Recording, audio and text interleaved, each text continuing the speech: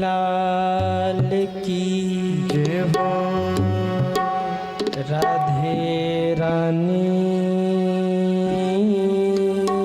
की जय हो। हरि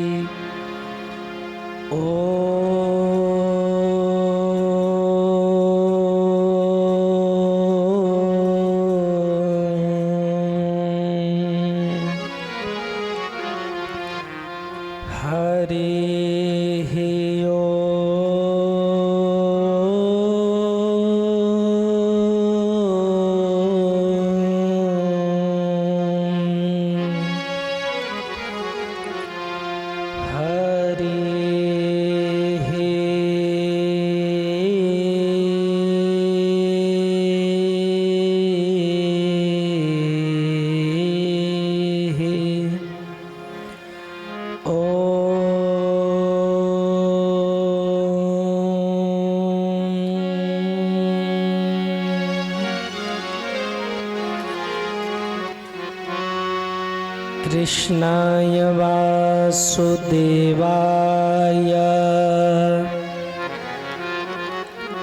देवकी नंदनाय च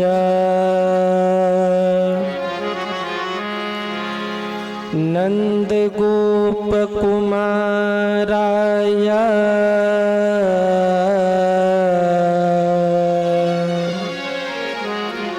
श्री कृष्णाय वयं नुमः।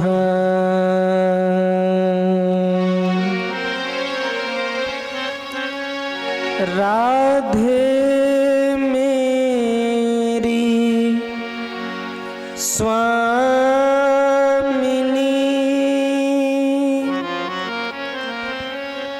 मैं राधे तेरो दास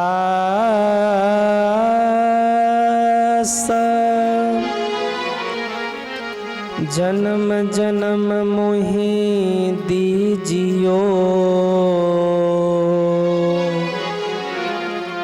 निज चरणन में वास जन्म जन्म मोहि दीजियो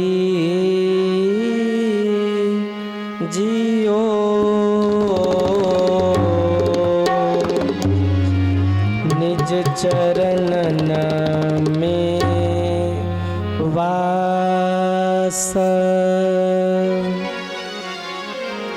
आइए हनुमंत विराजिए कथा करूं आरंभ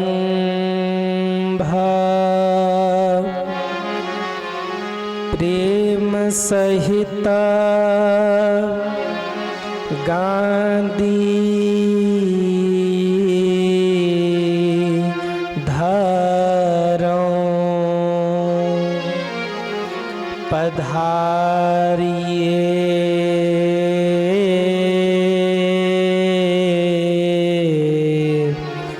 वीर हनुमंत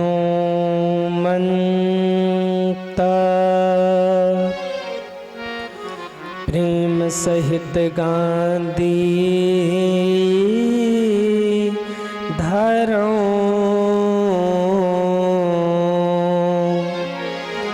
पधारिए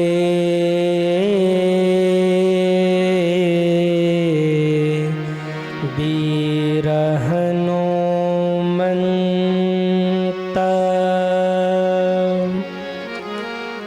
बोलिए वृंदावन बिहारी लाल की जय हो। राधे रानी की जय हो। भागवत महापुराण की जय हो। श्री व्यास जी महाराज की जय हो। सुखदेव भगवान की जय हो। श्री हनुमान जी महाराज की जय हो। बाबा विश्वनाथ की जय हो।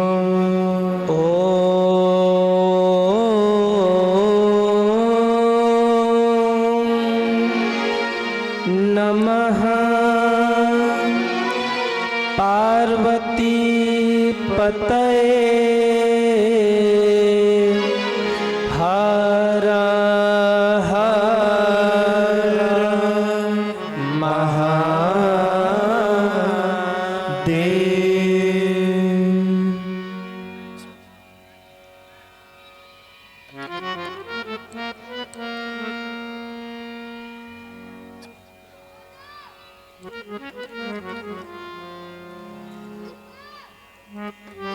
परम मंगल में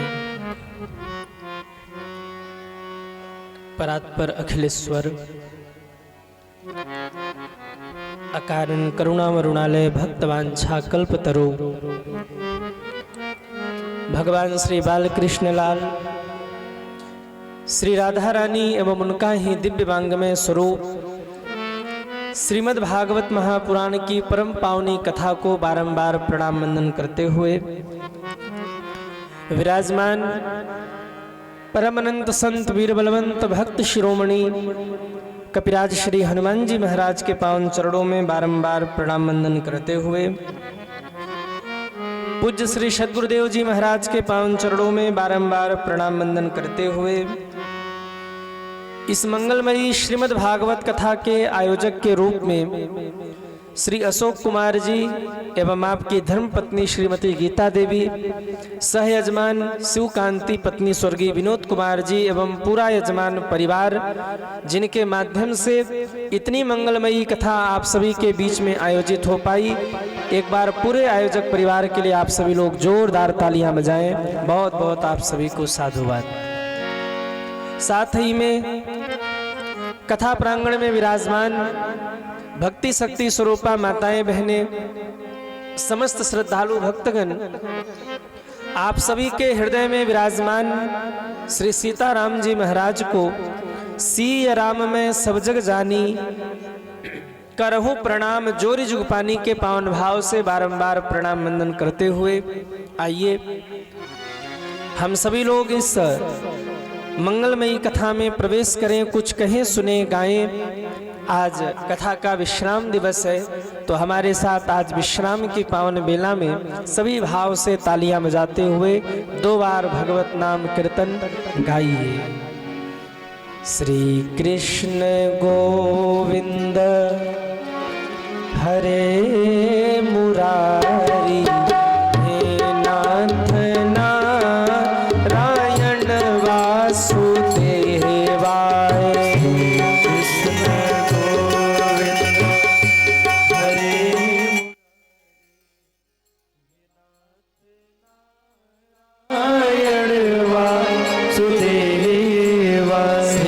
कृष्ण गोविंद हरे मुरारी, हे नाथ नारायण वासुदेवाय।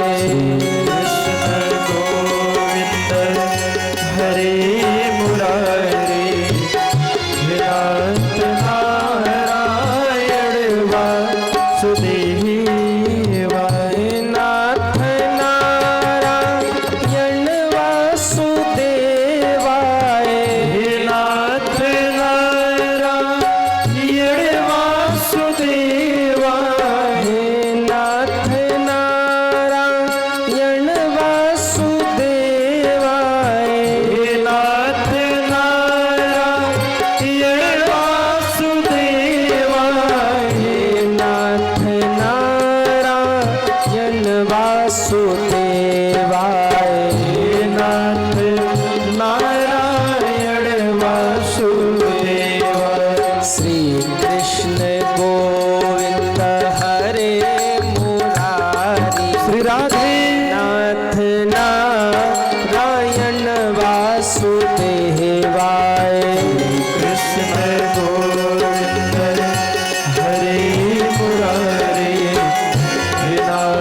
नारायण वासुदेवा।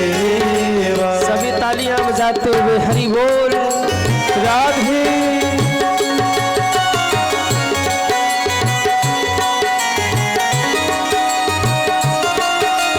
हरि बोल।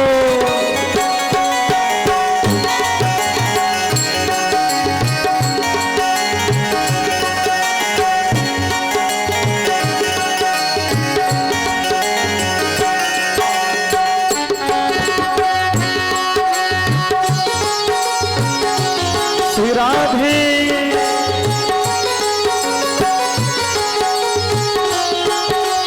पितुमात स्वामी सखा हमारे, पितुमात स्वामी हरि सखा हमारे।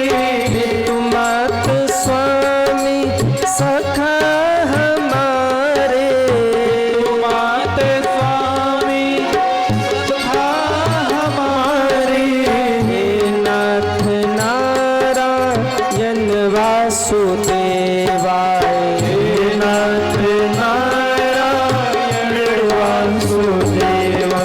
श्री कृष्ण गोविंद हरे मुरारी, हे नाथ नारायण वासुदेवाय। कृष्ण गोविंद हो हरे मुरारे। हे नाथ नारायण वासुदेवा। एक बार जितने लोग बैठे सभी दोनों हाथ ऊपर करेंगे और दोनों हाथ ऊपर करके तालियां बजाते हुए 1 2 3 4 हरे रामा राम रामा श्री राधे। हरे कृष्णा कृष्ण कृष्ण हरे हरे। हरे राम राम राम हरे हरे, हरे कृष्ण कृष्ण कृष्ण हरे हरे। हरे राम राम राम हरे हरे। कृष्ण कृष्ण हरे हरे, कृष्ण हरे हरे। राम राम हरे हरे, राम राम हरे हरे। बोले कृष्ण कन्हैया लाल की जय हो। भागवत भगवान की जय हो। जय जय श्री राधे। जय जय श्री राधे। जय जय श्री राधे श्याम।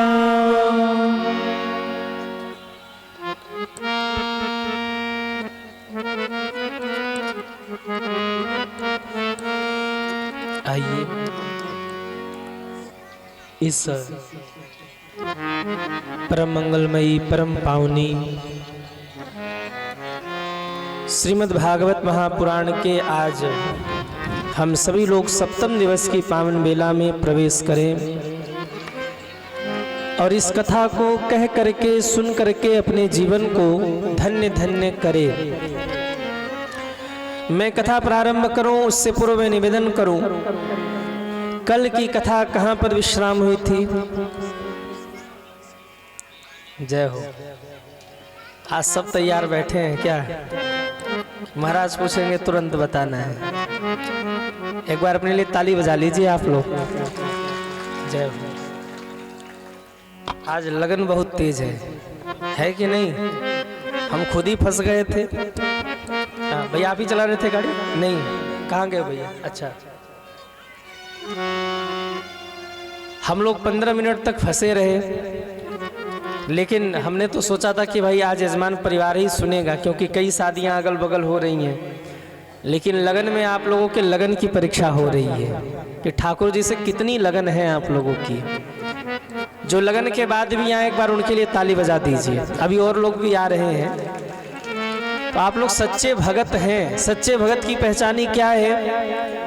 बोले जो सब कुछ करते हुए भगवान को न भूले वही है सच्चा भगत।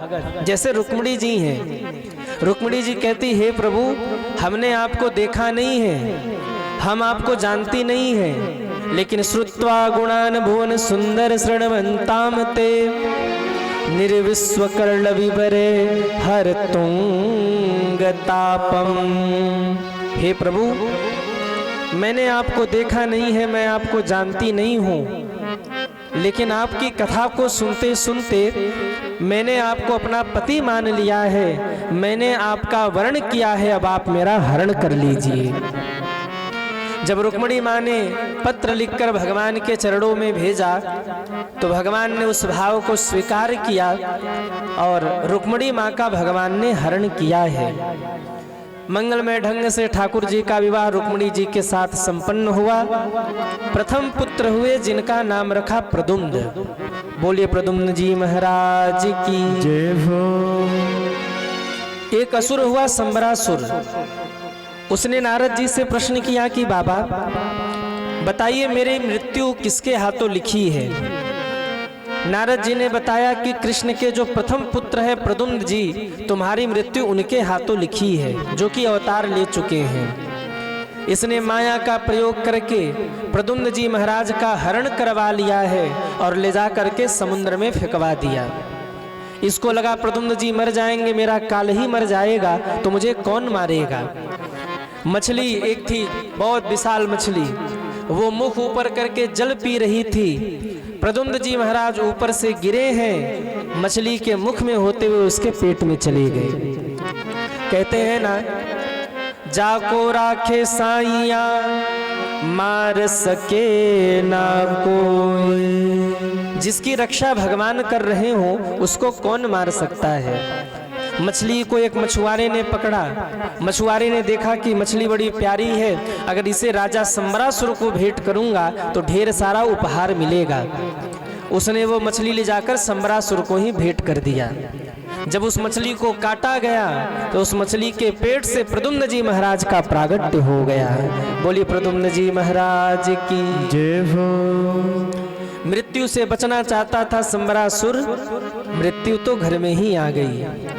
मेरे भाई बहन, हम मौत से बचने का कितना भी प्रयत्न कर ले, पर इस संसार में जो आया है उसको एक न एक दिन तो जाना ही पड़ेगा। आया है सो जाएगा, राजा रंक फकीर, एक सिंहासन चढ़ चढ़ा, एक बधा जंजीर। जो भी इस संसार में आया है उसको एक न एक दिन जाना ही पड़ेगा। डॉक्टर के पास 1 करोड़ रुपए लेकर जाइए और कहिए डॉक्टर साहब मेरे बाबूजी एडमिट हैं, उनको 2 दिन तक और जीवित रख लीजिए, मेरी पूरी संपत्ति ले लीजिए। डॉक्टर साहब कहेंगे भैया हम कुछ नहीं कर सकते। क्यों? श्वासों की डोर ऊपर से कट गई। भगवान ने जितनी श्वासें गिन के दी हैं, एक श्वास ज्यादा नहीं ले सकते, और भगवान ने जितनी श्वासें गिन के दी हैं एक श्वास कम भी नहीं ले सकते। जितनी श्वास भगवान ने गिन की दी है उतना ही हमारे भाग्य में है। करोड़ों रुपए लेकर खड़े रहिए पर एक भी श्वास उधारी मिलने वाली नहीं है। इसलिए भगवान का भजन करिए, भगवान का नाम लीजिए। क्यों? क्योंकि ये जीवन क्या है? बोले ये जिंदगी एक किराए का घर है। किराए का घर मतलब जब तक आप किराया देते रहोगे तब तक मकान मालिक घर में रखेगा। किराया खत्म तो मकान से बाहर। तो जब तक पुण्यों की पूंजी है तब तक ये शरीर मिला हुआ है। जब तक वहां से ठाकुर जी ने श्वासों की डोर दे रखी है तब तक तो ये जीवन चल रहा है, और जहां ठाकुर जी ने वहां से सांसों की डोरी काट दी वही हो जाएगा राम नाम सत्य है। इसलिए जिंदगी एक किराए का घर है, एक न एक दिन बदलना पड़ेगा।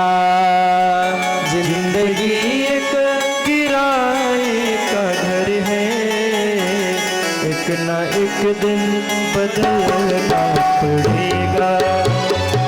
जिंदगी एक किराए का घर है, एक न एक दिन बदलना पड़ेगा।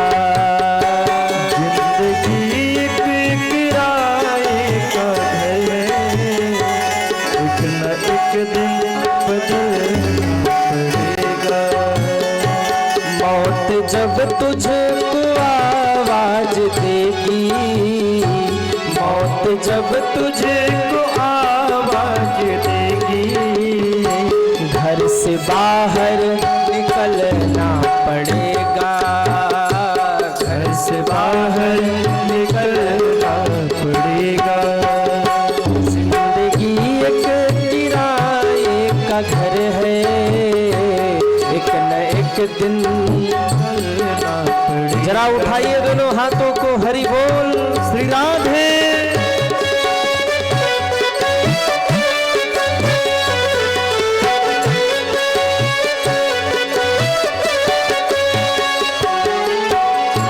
मौत का जब बजा सिर पे डंका, मौत का जब बजा सिर पे डंका, फूक दी पल में सोने की लंका, फूक दी पल में सोने की लंका।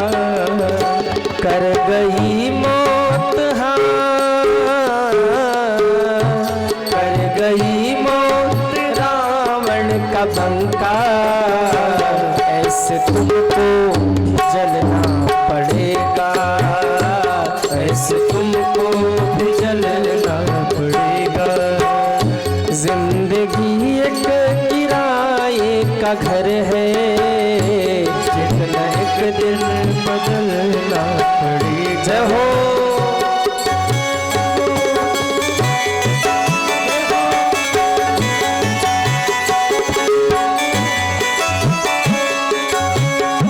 रात के बाद होगा सवेरा, रात के बाद होगा सवेरा, रात के बाद होगा सवेरा, रात के बाद होगा सवेरा।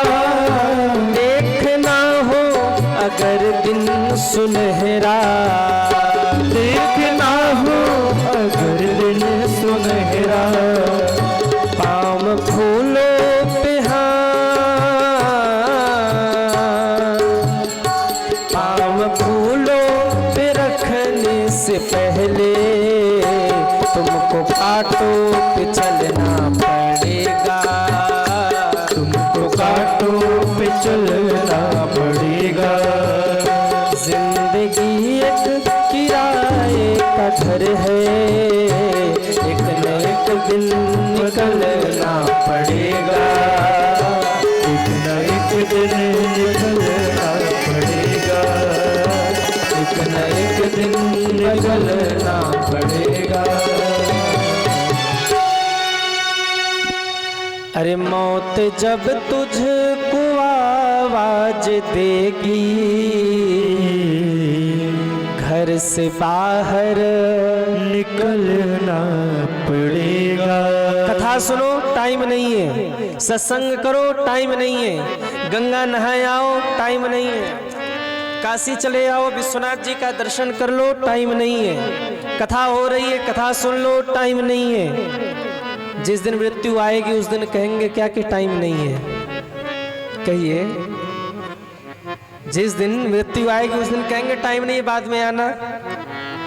मृत्यु आ गई मौत आ गई तो कहेंगे लेके जाऊंगी, छोड़ के जाने वाली नहीं हूं। जब समय आएगा तो मौत आएगी और लेके जाएगी, उस समय कोई भी हमारी ओर से बहाना चलेगा नहीं, क्योंकि वो सच है, एक न एक दिन तो आना ही है। जो लोग कहते टाइम नहीं है टाइम नहीं है टाइम नहीं है, जीवन भर करते रहे टाइम नहीं है टाइम नहीं है टाइम नहीं है, धन धन धन, घर गए तो भी कमाया धन, ऑफिस गए तो भी कमाया धन, दुकान में बैठे तो भी कमाया धन, बुढ़ापे तक कहते रहे धन धन धन, एक दिन मर गए बच्चों ने काट पे लिखा निधन निधन निधन। जीवन भर कहते रहे टाइम नहीं है टाइम नहीं है, बस श्वास रुकने की देर है। कफन लाने वाले भी तैयार है, अर्थी बनाने वाले भी तैयार है, शमशान तक पहुंचाने वाले भी तैयार है, आग लगाने वाले भी तैयार है, और सुनिए तेरहवीं करवाने वाले भी तैयार है, पूड़ी खाने वाले भी तैयार है। बस देरी है श्वास रुकने की। जिस दिन श्वास रुकी ना सबको टाइम मिल जाएगा, सब कहेंगे अरे फलाने चले गए, जल्दी चलो जल्दी चलो।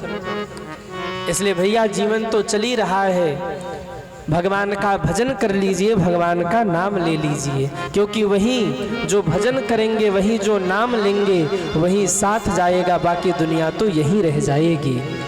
एक एक क्षण जीवन का बीतता चला जा रहा है।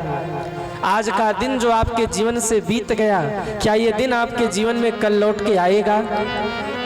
कहिए, ऐसे ही एक एक दिन बीतेगा। थोड़ा सा कहलवा दीजिए, आवाज कम कर लें। भैया कहाँ गए? महेश जी, थोड़ा सा कहलवा दीजिए, आवाज कम कर दें।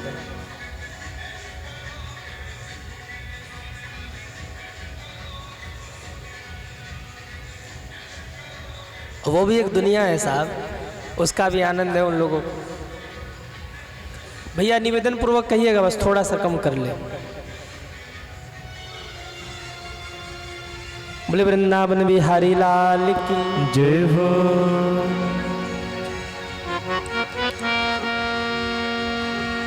कहाँ थे हम लोग? कहाँ थे? हाँ, एक एक क्षण बीतता जा रहा है, एक एक दिन बीतता जा रहा है, जो कि पुनः लौट करके आने वाला नहीं है। यहाँ कितने लोग बैठे जिनको मृत्यु से डर लगता है, वो हाथ उठाए। जिनको मृत्यु से डर लगता है, वाह, बड़े हिम्मती लोग बैठे हैं। मौत से डर नहीं लगता? हाँ, तो सांप के बिल में हाथ ऐसे रख के बैठ जाओ, आजा भैया काट ले, हमको डर नहीं लगता। डर तो सबको ही लगता है, माने ना माने। लेकिन याद रखिएगा, मृत्यु से डरना नहीं चाहिए, पर मृत्यु को भूलना भी नहीं चाहिए। मृत्यु से डरिए मत, मृत्यु को कभी भूलिए मत। मृत्यु तो आनी है, लेकिन जिम्मेवारी केवल आपकी इतनी है कि यदि किसी को कल सुबह 6 बजे फ्लाइट पकड़नी हो, तो उसको चाहिए कि आज शाम को ही 6 बजे अपनी व्यवस्था व्यवस्थित कर ले। अगर 6 बजे सुबह उसको फ्लाइट पकड़नी हो और वो 5 बजे सुबह उठ करके अपनी व्यवस्था व्यवस्थित करे, तो फिर फ्लाइट पकड़ पाएगा? कहिए, बुद्धिमान कौन है? बोले जिसको 6 बजे की फ्लाइट पकड़नी हो, वो शाम को ही 6 बजे अपना सामान पैक कर ले। अगर दूर जाना है, एक आध हफ्ते बाद आना है, तो सारी व्यवस्थाओं को व्यवस्थित कर ले, ताकि जब वहाँ पहुँचे तो उसको वहाँ कोई दिक्कत न हो। हम सब की जीवन की यात्रा चल रही है, और यहाँ से कब किसका टिकट कट जाए और कब किसको उड़ना हो, कोई भरोसा नहीं है। तो बुद्धिमान व्यक्ति कौन है? बोले जो अगर सुबह 6 बजे फ्लाइट पकड़नी है, तो शाम के 6 बजे ही सारी तैयारी कर ले, बैग बढ़िया व्यवस्थित कर ले। थोड़ा बहुत खाने पीने की चीज़ अगर रखनी हो कि भाई ठीक है, वहाँ जाने के बाद तुरंत कुछ मिला न मिला, तो वो व्यवस्थित कर ले। कुछ पैसा रख ले साथ में। जो अपनी व्यवस्थाओं को व्यवस्थित कर ले, वो तो आसानी से वहाँ पहुँच करके आनंद लेगा। लेकिन जिसने व्यवस्थाओं को व्यवस्थित नहीं किया, उसको यात्रा सुखद होने वाली नहीं है। या तो छूट जाएगा, या फिर पहुंचा तो भी दुखी पाएगा। तो इससे अच्छा तो यही है कि जब जाना हो, इसके पहले सारी तैयारी कर लीजिए। कब किसको जाना हो जाए, ये भी कोई भरोसा नहीं है। हम आप कथा सुन रहे हैं, बोल रहे हैं, अभी एक क्षण बाद कौन यहाँ रहेगा, कौन नहीं रहेगा, इसका कोई भरोसा नहीं है। इसलिए हर क्षण भगवान का नाम लेकर, हर क्षण भगवान की भक्ति करके, दान करके, भजन करके, सत्कर्म करके अपने मानव जीवन को सफल कर लीजिए। सम्रासुर बचना चाहता था मौत से, लेकिन मौत तो घर में ही आ गई। प्रद्युम्न जी महाराज जब बड़े हुए, विद्यावती से विवाह किया, सम्रासुर का वध करके पुनः द्वारिका आ गए। बोलिए कृष्ण कन्हैया लाल की जय हो। द्वारिकाधीश की जय हो। इस प्रकार से प्रद्युम्न जी की कथा आई। सुखदेव जी कहते हैं, राजन, भगवान के टोटल 16,108 विवाह हुए थे। कितने विवाह हुए थे? कल कितने विवाह हुए भगवान के? अभी कितने बाकी हैं? 16,107। हे भगवान, कैसे होगा? कल तो एक ही विवाह होने में इतना समय लगा, अभी 16,107। पर कोई बात नहीं भाई, थोड़ा जल्दी जल्दी चलेंगे हम लोग। हाँ, भगवान के 2 विवाह एक साथ में हुए। जामवती जी से और सत्यभामा जी से भगवान का विवाह एक साथ हुआ। कैसे? बोले एक राजा था जिनका नाम था सत्राजित। सत्राजित के पास एक ऐसी मणि थी जो मणि 8 बार सोना रोज देती थी। अब आप सोचिए, एक भार सोने में कितने ग्राम होता है? कितना ग्राम एक भार में? 10। वाह, बड़े जानकार बैठे, दिन रात ही तो करते रहते, कितना घट गया, कितना बढ़ गया। हाँ, अगर एक बार सोने में 10 ग्राम तो 8 बार सोने में 80 ग्राम। 80 ग्राम सोना रोज का बिना कुछ किए आ रहा था। अब आप सोचिए, जिसके घर में 80 ग्राम सोना यानी 8 बार सोना रोज बिना कुछ किए आवे, उसका क्या हाल होगा? धन बढ़ने लगा, और जब धन बढ़ने लगा तो भगवान को उसकी चिंता हो गई। भगवान ने सोचा अगर ऐसे ही सत्राजित धनवान होता रहा तो कोई आधी रात को इसको मार के मणि ले जाएगा, बेचारे के प्राण पे बनाएगी। इसलिए भगवान भला करने के उद्देश्य से सत्राजित के पास पहुंचे। सत्राजित ने देखा द्वारिकाधीश आए हैं, प्रणाम किया। ओम जय जगदीश हरे, स्वामी जय जगदीश हरे। भक्त जनों के संकट क्षण में दूर करे। ओम जय जगदीश हरे, ओम जय जगदीश हरे, स्वामी जय जगदीश हरे।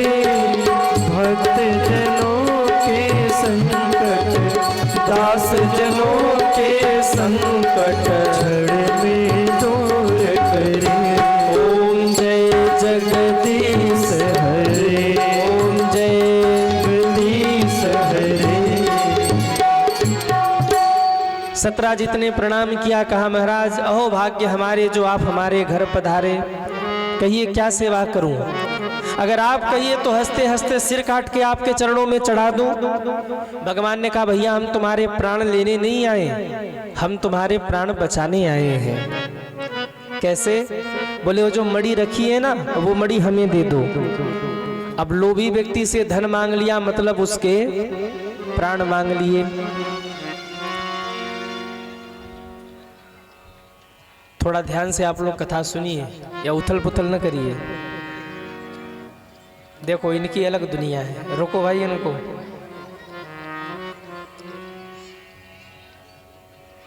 थोड़ा सा शांति बनाइए। बस 1 घंटे की कथा और बची है। 1 घंटे बाद खूब आप लोग हल्ला करिएगा, हम नहीं बोलेंगे, क्योंकि 1 घंटे बाद हम निकल जाएंगे बनारस और फिर कल से पुनः गाजीपुर में कथा है। तो बस 1 घंटे का आनंद है, जितना आनंद लेना हो लीजिए। 1 घंटे के बाद ये कथा नहीं मिलेगी। बोलिए द्वारिका नाथ की जय हो। जो भगवान ने कहा मणि दे दो, सत्राजित तुरंत पलट गया, प्रभु प्राण मांग लो पर मणि नहीं दूंगा। और जो उसने ये कहा कि मणि नहीं दूंगा, भगवान समझ गए अब इसका कल्याण हो गया। उठे और भगवान चले गए। इधर एक दिन सत्राजित का भाई प्रसेन गले में वो मणि बांध करके जंगल में आखेट खेलने गया। अब जरा आप समझिए, आखेट खेलने गया तो मणि बांध के जाने की क्या आवश्यकता थी? लेकिन कई लोग होते हैं दिखाते बहुत हैं। अगर कोई भाई लोग वो सोने की चैन बनवा ले और चैन उनको पहनना हो गया तो शर्ट के ऊपर वाली 2 बटन खुली रहती है। हाँ, वो बार बार ऐसे करे। दिखना चाहिए ना वो सोने, भले डुप्लीकेट हो, लेकिन वो दिखना चाहिए। ऐसे करेगा, ऐसे दिखना चाहिए। वो ऊपर की 2 बटन खुली रहेगी। दिखावा लोग करते, वो भी दिखाने के लिए गले में बांध के निकला। जैसे ही जंगल की ओर गया, एक शेर ने झपट्टा मारा, उसके प्राण ले लिए। वो मणि लेके जा रहा था। एक रिछ ने देखा ये मणि बड़ी सुंदर है, उसने उस शेर को मार दिया। वो रिक्ष वो मणि लेके चले गए। अब वो रिक्षराज जी कोई और नहीं, वो रिक्षराज जी त्रेता युग के जामवंत जी महाराज थे। उन्होंने वो मणि ले जाकर अपनी बेटी जामवती को दे दिया। इधर जब प्रसेन नहीं लौटा तो सत्राजित ने हल्ला मचा दिया कि द्वारिकाधीश ने हमारे भाई का वध कर दिया, भाई को मरवा दिया मणि के लिए। अब तो दुनिया वाले गाली देने लगे, अरे देखो बचपन की आदत कहीं जाती थोड़ी है। जिसने बचपन में चोरी किया हो वो बड़ा होकर भी कहाँ शांति से रह सकता है। अरे मणि के लिए बेचारे प्रसेन को मार दिया द्वारिकाधीश ने। द्वारिकाधीश तो बन गए पर बचपन की आदत नहीं गई इनकी। दुनिया वाले लगे भगवान को ही गाली देने, और यही हाल हम लोग भी करते हैं। अच्छा हो जाए तो हमने किया और बुरा हो जाए भगवान ने चाहते थे तो क्या करें हम लोग। भगवान भी बैठे बैठे माथा ठोकते होंगे, वाह रे कलयुग के लोगों। हाँ? अच्छा हो जाए तो हमने किया है। बेटा पढ़ाई में पास हो जाए ना, परीक्षा में पास हो जाए तो माँ बाप कहेंगे रात रात भर पढ़ता था, और फेल हो जाए तो सारा ठिकरा भगवान के माथे पे फोड़ दिया। अरे जब भगवान ही चाहते थे तो कोई क्या करेगा। क्यों भाई, भगवान ही मिले थे। कभी अच्छा हो जाए तो भी तो कहो कि भगवान की कृपा से हुआ। अब दुनिया वालों ने गाली देना शुरू किया। भगवान ने कहा गजब हाल है, मैं तो गया था उसे बचाने के लिए और उल्टे कलंक लग गया मुझे। सत्राजित को साथ में लिया, लेकर जंगल की ओर निकले, देखा तो प्रसेन मरा पड़ा था। भगवान ने कहा सत्राजित देखो तुम्हारा भाई यहाँ मरा पड़ा है।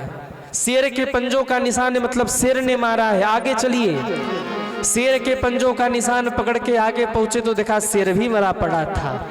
भगवान ने कहा देखो इस शेर को किसी भालू ने मारा है, भालू के पंजे का निशान है।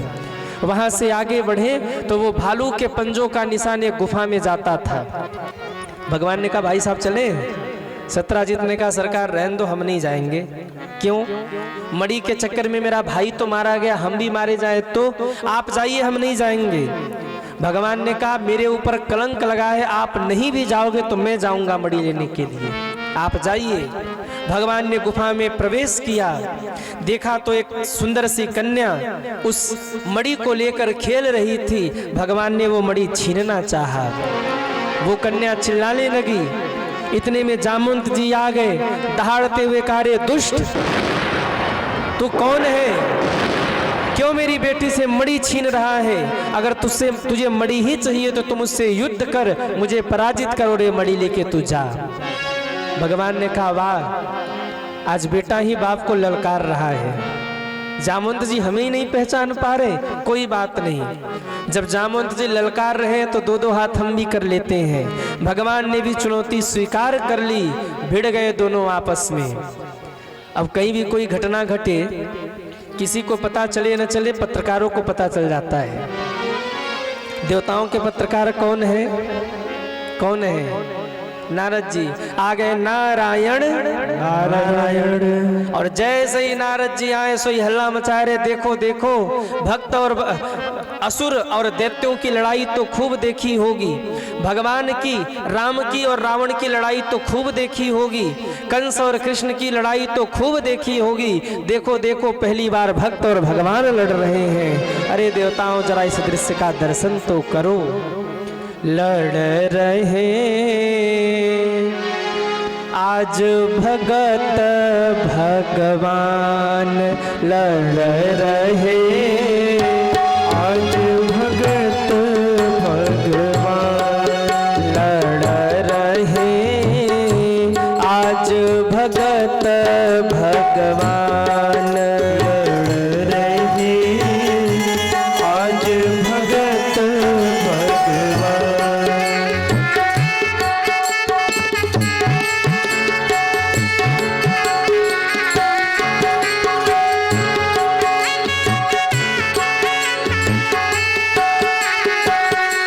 बजा बजा कर ताल बीन पर, बजा बजा कर ताल बीन पर, नारद कर रहे गान। बजा बजा कर ताल बीन पर, नारद कर रहेगा। देख रहे हैं देवता सारे, देख रहे हैं देवता सारे, बैठे सकल विमान, लड़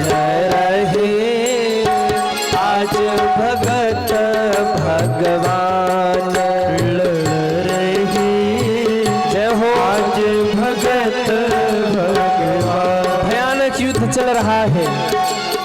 10 दिन हुआ, 20 दिन हुए, 25 दिन बीत गए। कभी भगवान पीछे हटते, कभी जामवंत जी पीछे हटते, पर कोई हारता नहीं है। जब युद्ध करते करते 26 दिन बीत गए, 27वां दिन आया, जामवंत जी की नस नस ढीली पड़ने लगी।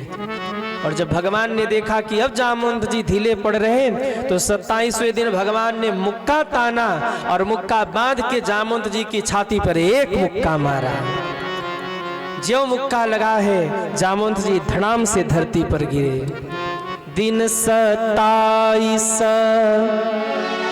बीते प्रभु ने मारा मुक्का तान, पड़े भूमि पर ऋक्षराज जी, हार ली अपनी मान, लड़ रहे आज भगत भगवान ने देखा कि जामवंत जी अब ढीले पड़ रहे, तो एक मुक्का मारा, जामवंत जी धड़ाम से गिरे हैं। सोचने लगे, अरे त्रेता युग में तो कोई हाथ मिलाने वाला नहीं मिला, ये द्वापर में कौन आ गया जिसने मुझे धरती पर पछाड़ दिया। नेत्र बंद करके ध्यान लगाया तो क्या देखा कि सामने जो खड़े थे वो कोई और नहीं, राम ही कृष्ण रूप में खड़े थे। अरे मेरे प्रभु आगे भाव विभोर हो गए जामवंत जी। आंख से झरझर झरझर आंसुओं की धारा बहने लगी, लेकिन भरोसा नहीं होता कि मेरे प्रभु आए हैं। हाथ जोड़ करके कहते हैं, सरकार आप कौन है? भगवान ने चरण उठाया है जामवंत जी को दबाने के लिए। इतने में भगवान के चरणों के चिन्ह जामवंत जी को दिख गए। जामवंत जी रो पड़े, हाथ जोड़ लिया। प्रभु का चरण देख कर बोले, मैं तो गया पहचान, बालक जान क्षमा कर दीजो, गया मेरा अभिमान, लड़ रहे आज भगत भगवान, लड़ रहे। अरे गाओ ना, आज प्रभु का चरण देख कर बोले, प्रभु का, वाह, मैं तो गया पहचान, मैं तो बालक जान क्षमा कर दीजो, बालक, वाह, गया मेरा अभिमान, लड़ रहे आज भगत भगवान, आज भगत भगवान, ओ लड़ रहे आज भगत भगवान, आज भगत भगवान, आज भगत भगवान। जो प्रभु का दर्शन किया भाव विभोर हो गए। हे प्रभु, मुझसे बहुत बड़ा अपराध हो गया जो मैं आपसे युद्ध करता रहा, मुझे क्षमा कर दीजिए नाथ। अरे मैंने आपको नहीं पहचाना, पर क्या आपने भी मुझे नहीं पहचाना? हे प्रभु, आप तो सर्वज्ञ हैं, आप तो सब कुछ जानने वाले हैं। अरे मैंने आपको नहीं पहचाना, पर आप तो जानते थे कि मैं आपका बेटा हूँ, फिर भी आप मुझसे लड़ गए। भगवान मुस्कुराने लगे। छलिया है ना, ये हर समय छल करते हैं। राम जी तो बड़े सीधे साधे हैं, पर कन्हैया बड़े छलिया हैं। हंस के कहते, क्यों बाबा, भुजाओं की खुजली मिट्टी की नहीं? अरे जामवंत जी ने तो चरण पकड़ लिया। प्रभु, उतनी पुरानी बात आपको याद है? देखो, घटना ऐसी घटी कि जब राम जी युद्ध कर रहे थे ना रावण से, एक दिन रावण युद्ध करने आया। जामवंत जी को बड़ा गुस्सा आया, इसी दुष्ट ने मेरी मां का हरण किया है। युद्ध हो ही रहा था कि जामवंत जी दौड़े और जाकर बाएं पैर के अंगूठे से एक बार ठोकर मारा रावण के रथ को। रावण रथ सहित उड़ता हुआ जाके लंका में धड़ाम से गिरा। जब ये दृश्य राम जी ने देखा तो दौड़े दौड़े गए, हाथ जोड़ लिया, बाबा आप रहने दो, आप युद्ध करोगे ना तो एक ही दिन में युद्ध समाप्त हो जाएगा, आप बैठो। जामवंत जी ने कहा नहीं प्रभु हमको युद्ध करना है। भगवान ने कहा बाबा आप लायक कोई योद्धा आएगा ना तो हम बुला लेंगे। जामवंत जी बैठ गए, पूरा युद्ध समाप्त हो गया। जामवंत जी को किसी ने कहा ही नहीं युद्ध के लिए। जब रावण मारा गया तो जामवंत जी हाथ जोड़ के खड़े हो गए, सरकार आपने हमें बुलाया नहीं। भगवान ने कहा आपके लायक कोई आया नहीं, जब कोई आया ही नहीं तो मैं कैसे बुलाऊं। जामवंत जी ने कहा प्रभु सबने युद्ध किया पर हमने युद्ध नहीं किया, हमारे भुजाओं में बड़ी खुजली हो रही, किससे लड़ूं। भगवान ने नजर उठा के देखा, कहा बाबा आपके लायक योद्धा कोई इस दुनिया में नहीं है जो आपसे युद्ध कर सके। कहा बाबा मेरे भुजाओं में खुजली हो रही, किससे लड़ूं। भगवान ने कहा हमसे लड़ लो। कहा प्रभु सब यही रह गया है, बाप बेटा लड़ेंगे। हाँ दुनिया वाले क्या कहेंगे कि बाप बेटा लड़ रहे हैं। भगवान ने कहा तो एक काम करिए, अभी नहीं युद्ध कर रहे हैं तो थोड़ा इंतजार कर लीजिए, जब कृष्ण बन के आऊंगा, लीला पुरुषोत्तम बन के आऊंगा तो जम के युद्ध करूंगा और तुम्हारी भुजाओं की खुजली में मिटा दूंगा। आज भगवान ने 27 दिन तक युद्ध किया और 28वें दिन जब पछाड़ा है, जामवंत जी का नस नस ढीला हो गया। अब भगवान कहते क्यों बाबा खुजली मिटी कि नहीं। बोले प्रभु अच्छे से मिट गई। अब नहीं युद्ध करना, अब तो हार गए आपके सामने, कहिए कैसे आना हुआ। भगवान ने कहा बहुत बड़ा कलंक लगा है, ये मणि लेने आया हूँ। कैसा कलंक। बोलिए अगर मणि मुझे मिल जाएगी, पूरी राम कहानी बताया और कहा अगर ये मणि मुझे दे दोगे तो मेरा कलंक धुल जाएगा। जामवंत जी ने कह दिया प्रभु ये मेरे से नहीं होगा। क्यों। मैंने ये मणि अपनी बेटी को दे दिया है। मैं भले ही पशु हूँ, मैं भले ही वृक्ष हूँ, पर मैं भारत की भूमि पर जन्मा हूँ। भारत के संस्कार मेरे भीतर है। एक बार कोई चीज बेटी को दे दिया जाए तो माँ बाप उसे वापस नहीं लिया करते, ये मेरे भारत के संस्कार हैं। धन्य है इस देश का वृक्ष जो भालू होते हुए भी जामवंत जी इस भारत के संस्कार की बात कर रहे हैं, और एक हम लोग हैं अपने संस्कार को भूलते जा रहे हैं। मेरा निवेदन, अपने बच्चों को धन से धनवान बनाना न बनाना, अपने बच्चों को संस्कार रूपी धन जरूर देना, क्योंकि अगर संस्कार रूपी धन नहीं है आपके बच्चे के जीवन में तो सारा धन व्यर्थ है सज्जनों। मैं कई बार कहता हूं कार दीजिए न दीजिए, अपने बच्चों को संस्कार जरूर दीजिए। कम से कम इतना तो उनको सिखाइए कि सुबह उठ के वो माँ बाप के चरणों में प्रणाम करें। कम से कम इतना उनको सिखाइए कि वो बड़े बुजुर्गों का आदर करें। आजकल के युवा लोग बुजुर्गों का अपमान करते हैं। अपने बच्चों को ऐसी शिक्षा दीजिए कि जब आपका बुढ़ापा आवे तो आपके बच्चे आपका भी सम्मान करें। उनको अपने सनातन धर्म के बारे में बताइए। यदि आपने उनको सनातन धर्म के बारे में नहीं बताया तो अनेक ऐसे लोग लगे हैं सनातन को तोड़ने में, वो अपने से जोड़ लेंगे, आप देखते रह जाएंगे। कई ऐसी घटनाएं घटी। महाराज माता पिता हिंदू थे और बच्चे दूसरे में चले गए। क्यों।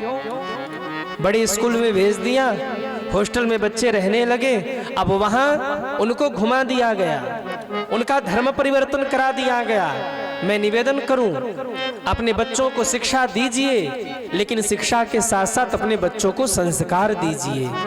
और कम से कम इतना तो संस्कार जरूर ही दीजिएगा कि जब आपका बुढ़ापा आवे और आप आहत स्वर से अपने बच्चे को पुकारे तो आपका बच्चा एक गिलास पानी लेकर आपके आंखों के सामने जरूर खड़ा रहे। इतना तो संस्कार जरूर दीजिएगा। आप कहोगे महाराज आप ये सब क्यों बोल रहे, मुझे कुछ नहीं मिलना, लेकिन भारत का भविष्य बच्चों के हाथ में है। अगर युवा पीढ़ी बिगड़ गई, अगर युवा पीढ़ी बिगड़ गई तो आगामी समय में जो भारत है उसका नक्शा बिगड़ जाएगा, और अगर युवा पीढ़ी सुधर गई तो भारत का नक्शा सुधर जाएगा। अपने बच्चे को ध्रुव बनाना, अपने बच्चे को प्रहलाद बनाना, अपने बच्चे को स्वामी विवेकानंद बनाना, जो पूरे पूरे विश्व में भारत के झंडा को ऊंचाई पर पहुंचाए और महाराज जय जयकार मचा दे, धर्म का प्रचार कर दे। ऐसे अपने बालक को बनाना। आप वो नौकरी करे, बिजनेस करे, कुछ भी करे, उसके भीतर भगवत भक्ति भरना। अपने बच्चों को हनुमान चालीसा पढ़वाना, अपने बच्चों को सुंदरकांड का पाठ आप करवाना। अपने बच्चों से कहिए कि माथे पर तिलक लगाएं। कई ऐसे बच्चे हैं जिनको माथे पर तिलक लगाने में संकोच होता है, उनको शर्म आती है। अपने बच्चों से कहिए कि माथे पर तिलक लगाया कीजिए, उनके हाथ में कलावा बांधिए ताकि उनके भीतर उनके संस्कार बचे रहें। जामवंत जी कहते हैं, प्रभु मैं भारत में जन्मा हूँ, भारत में बेटियों से लिया नहीं जाता, बेटियों को दिया जाता है, बेटियों से उतरवाया नहीं जाता, बेटियों को चढ़ाया जाता है। भगवान ने कहा तो मेरा कलंक कैसे मिटेगा? जामवंत जी ने कहा प्रभु अगर कलंक मिटाना है ना तो मेरी बिटिया का हाथ थाम लीजिए, मड़ी अपने आप आपकी हो जाएगी। अगर मेरी बेटी का हाथ आप थाम लेंगे, विवाह कर लेंगे तो मड़ी अपने आप आपकी हो जाएगी। भगवान ने कहा विवाह भी करना पड़े, अगर कलंक मिटता हो तो भैया विवाह करके कलंक मिटाएंगे। भगवान ने जामवंत जी के हाथ थाम लिए और मणि दे दिया जामवंत जी ने भगवान के हाथ में। भगवान ने लाके वो मणि दे दिया सत्राजित को। जब भरे समाज में भगवान ने वो मणि सत्राजित को दे दी, वहां समाज में जितने लोग बैठे थे सब के सब पलट गए। जो दुनिया वाले भगवान को गाली दे रहे थे, वहीं दुनिया वालों ने सत्राजित को गाली देना शुरू कर दिया। अरे देखो देखो, सत्राजित ने तो भगवान को कलंक लगा दिया। अरे ये तो ऐसा है जिसने भगवान को भी नहीं छोड़ा। भगवान भी बैठे बैठे द्वारिका में मुस्कुरा रहे हैं, वाह वाह रे दुनिया वालों वाह। 2 मिनट पहले हमको गाली दे रहे थे और मणि मिल गई तो 2 मिनट बाद सत्राजित को गाली देने लगे। ये जनता किसी की नहीं है। जनता कौन है? बोले जिसका किसी से नहीं बनता उसी का नाम है जनता। जिसका किसी से नहीं बनता। आज ये जनता माला पहना रही, कल गाली भी सुना सकती है। हम तो जल्दी माला पहनते नहीं थे, पर यहाँ के लोगों ने पहना दिया तो अब कितने लोगों को रोके? क्यों? हमको पता है ये दुनिया वाले कब माला पहनाए कब गाली सुनाए कुछ कहा जा सकता नहीं है। इसलिए बड़ा सावधान रहना चाहिए। जनता जिसका किसी से नहीं बनता। अब दुनिया वालों ने सत्राजित को गाली देना शुरू किया। चारों ओर गालियां पड़ रही। सत्राजित ने दिमाग लगाया। उसने सोचा अगर भगवान से रिश्तेदारी कर लूं तो दुनिया वाले डर जाएंगे, गाली नहीं देंगे। भगवान के पास प्रस्ताव लेके पहुंचे और अपनी बेटी सत्यभामा का विवाह सत्राजित ने भगवान के साथ में कर दिया। एक ही मंडप में भगवान के 2 विवाह हुए, जामवती जी से और सत्यभामा जी से। बोलिए जामवती मंगल भगवान की जय हो, सत्यभामा मंगल भगवान की जय हो। सत्यभामा जी का विवाह कर दिया भगवान से और दहेज में मणि दे दी। अब देखिए जितनी भी भगवान की रानियां थी, कोई भी भगवान से कुछ मांगती नहीं थी कि ये ले आओ वो ले आओ, या आप हमसे प्रेम नहीं करते, कुछ नहीं बोलती थी। लेकिन एक सत्यभामा जी थी जिनका नाक चढ़ा ही रहता था। क्यों? दहेज में मणि जो लेके आई थी। और दहेज वाली बहू लेके आओगे तो यही तो हाल होगा, वो नाक ही चढ़ा के घूमेगी। क्यों? बेटे को जितना पढ़ाया लिखाया था सब वसूल लो कन्या पक्ष से। वो भी आया तो कहे अम्मा एक बार घर में आने दो। हाँ? तो भगवान को वो मणि दे दी। भगवान के 3 विवाह संपन्न हो गए। एक विवाह हुआ भगवान का कालिंदी के साथ। कितने विवाह हुए? गिनते जाइए, 4। एक विवाह हुआ भगवान का मित्र वृंदा के साथ। कितने विवाह हो गए? अरे बोलो ना। एक विवाह हुआ भगवान का सत्या के साथ। कितने विवाह हो गए? एक विवाह भगवान का हुआ भद्रा के साथ। कितने विवाह हुए? एक विवाह हुआ लक्ष्मणा के साथ। कितने विवाह हुए? 16,108 गिना दे। हमको अपनी कल की प्लानिंग कैंसिल करनी होगी क्योंकि 16,108 है। ये 8 विवाह भगवान के अलग अलग हुए और 16,100 विवाह भगवान के अलग हुए। एक असुर था भौमासुर, राजाओं पे आक्रमण करता, उनकी कन्याओं को ले जाकर जेल में बंद कर देता। इसकी इच्छा है कि मैं 20,000 कन्याओं से एक ही बार में विवाह करूंगा और विश्व रिकॉर्ड बनाऊंगा। 16,100 कन्याएं उस भौमासुर की जेल में बंद है। 16,100 राजा जाके भगवान के चरणों में रो पड़े, हे प्रभु पकड़ लो हाथ बनवारी, नहीं तो डूब जाएंगे। पकड़ लो हाथ बनवारी, नहीं तो डूब जाएंगे। पकड़ लो हाथ बनवारी, नहीं तो डूब जाएंगे। पकड़ लो हाथ बनवारी, नहीं तो डूब जाएंगे।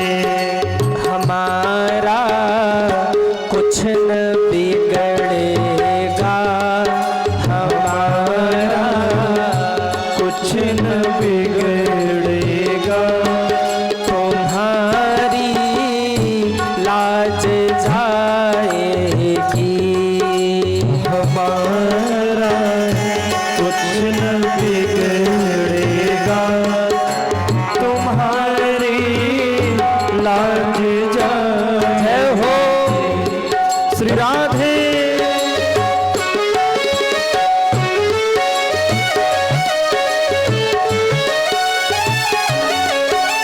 हरि बोल।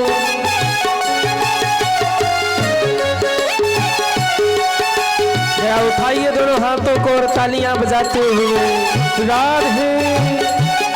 ओहो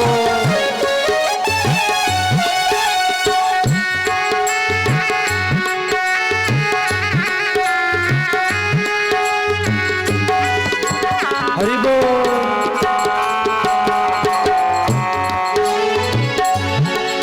फंसी है भंवर में नैया, प्रभु अब डूब जाएगी। हंसी है भंवर में नैया, सभी गाइए प्रभु अब डूब जाएगी। फंसी है भंवर में नैया, प्रभु अब डूब जाएगी। खेवैया आप बन जाओ, भैया आप बन जाओ, तो बेड़ा पार हो जाए। भैया आप बन जाओ, जय हो तो बेड़ा पार हो जाए। हो पकड़ लो बाह बनवारी, नहीं तो डूब जाएंगे। पकड़ लो बाह बनवारी, हो नहीं तो डूब जाएंगे। नहीं तो डूब जाएंगे। नहीं तो डूब जाएंगे। हमारा कुछ न बिगड़ेगा। कहिए ना प्रभु से, अरे हमारा तुम्हारी लाज जाएगी, तुम्हारी। कितने लोग चाहते ठाकुर जी हाथ थाम ले, वो हाथ उठाइए। वाह, बिना भाव के तो मार्केट में सब्जी भी नहीं मिलती, भगवान क्या मिलेंगे। वो सुन रहे हैं पर जरा भाव से सुनाइए तो। पकड़ लो बाह बनवारी, नहीं तो डूब जाएंगे, पकड़ लो। जय हो।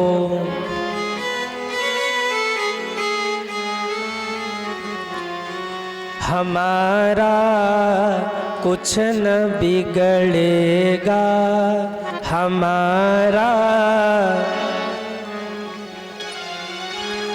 तुम्हारी लाज जाएगी, तुम्हारी।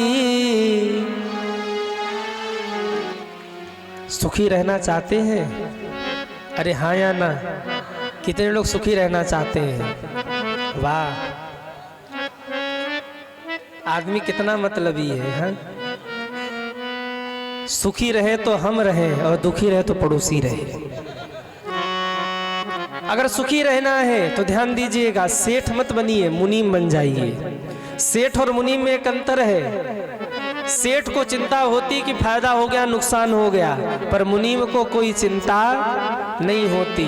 फाइल मेंटेन किया, डायरी रखा, सेठ जी के मत्थे थोपा जयराम जी की काम। अब सेठ जी जाने घाटा हुआ कि फायदा हुआ। मुनीम का काम है केवल जोड़ घटाना करके उसको मेंटेन रखना। हम आप जब तक सेठ बने घूमते रहेंगे कि हम ही सब कर रहे हैं, तब तक दुखी रहेंगे। जिस दिन उनको सेठ बना दिया और आप उनके मुनीम बन गए, ठाकुर जी आप ही सेठ हैं हमारे, हम आपके मुनीम हैं। जो सहाओगे, जैसे सहाओगे, जैसे रखोगे वैसे ही रहेंगे। जिस दिन ये भाव आ जाएगा, ठाकुर जी को चिंता हो जाएगी, जब मैं ही सेठ हूं तो मेरा नुकसान नहीं होना चाहिए, और ठाकुर जी आपको सदैव के लिए सुखी कर देंगे।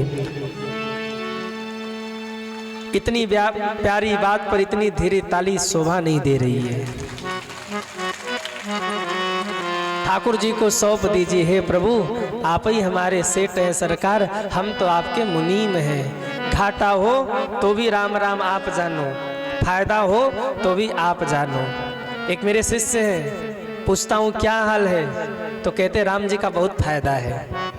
कभी घाटा हो जाए, मैं पूछता हूँ क्या हाल है, तो बोले राम जी का घाटा हो गया।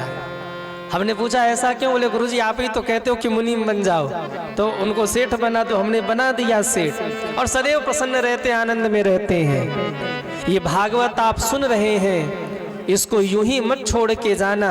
आज इस कथा से ये सुखी रहने का सूत्र लेकर के जाना। आज ही अपने मन से ठाकुर जी को सेठ मानकर अपने मुनीम बन जाना। जीवन में कभी दुखी नहीं होगे, सदैव आप प्रसन्न रहेंगे सज्जनों। कितने लोग ठाकुर जी को सेठ मान रहे हैं? वो हाथ उठाएं। सावरिया है सेठ मारी राधा जो सेठानी है, सावरिया है सेठ। गाएंगे नहीं। सेठ कौन है? बोले ठाकुर जी, और सेठानी राधा रानी। अब सेठ सेठानी के मत्थे ठोको, ठाकुर आप जानो, हम तो आपके चरणों के सेवक हैं, राजी हैं हम उसी में जिसमें तेरी रजा है। सुखी रखे तो भी वाह वाह है, दुखी रखे तो भी वाह वाह है। 16,100 राजा कहते प्रभु हमारी लाज चली गई, हमें बचा लीजिए। भगवान ने भौमासुर पर आक्रमण किया है, भौमासुर का वध कर दिया। बोलिए द्वारिका नाथ की जय हो।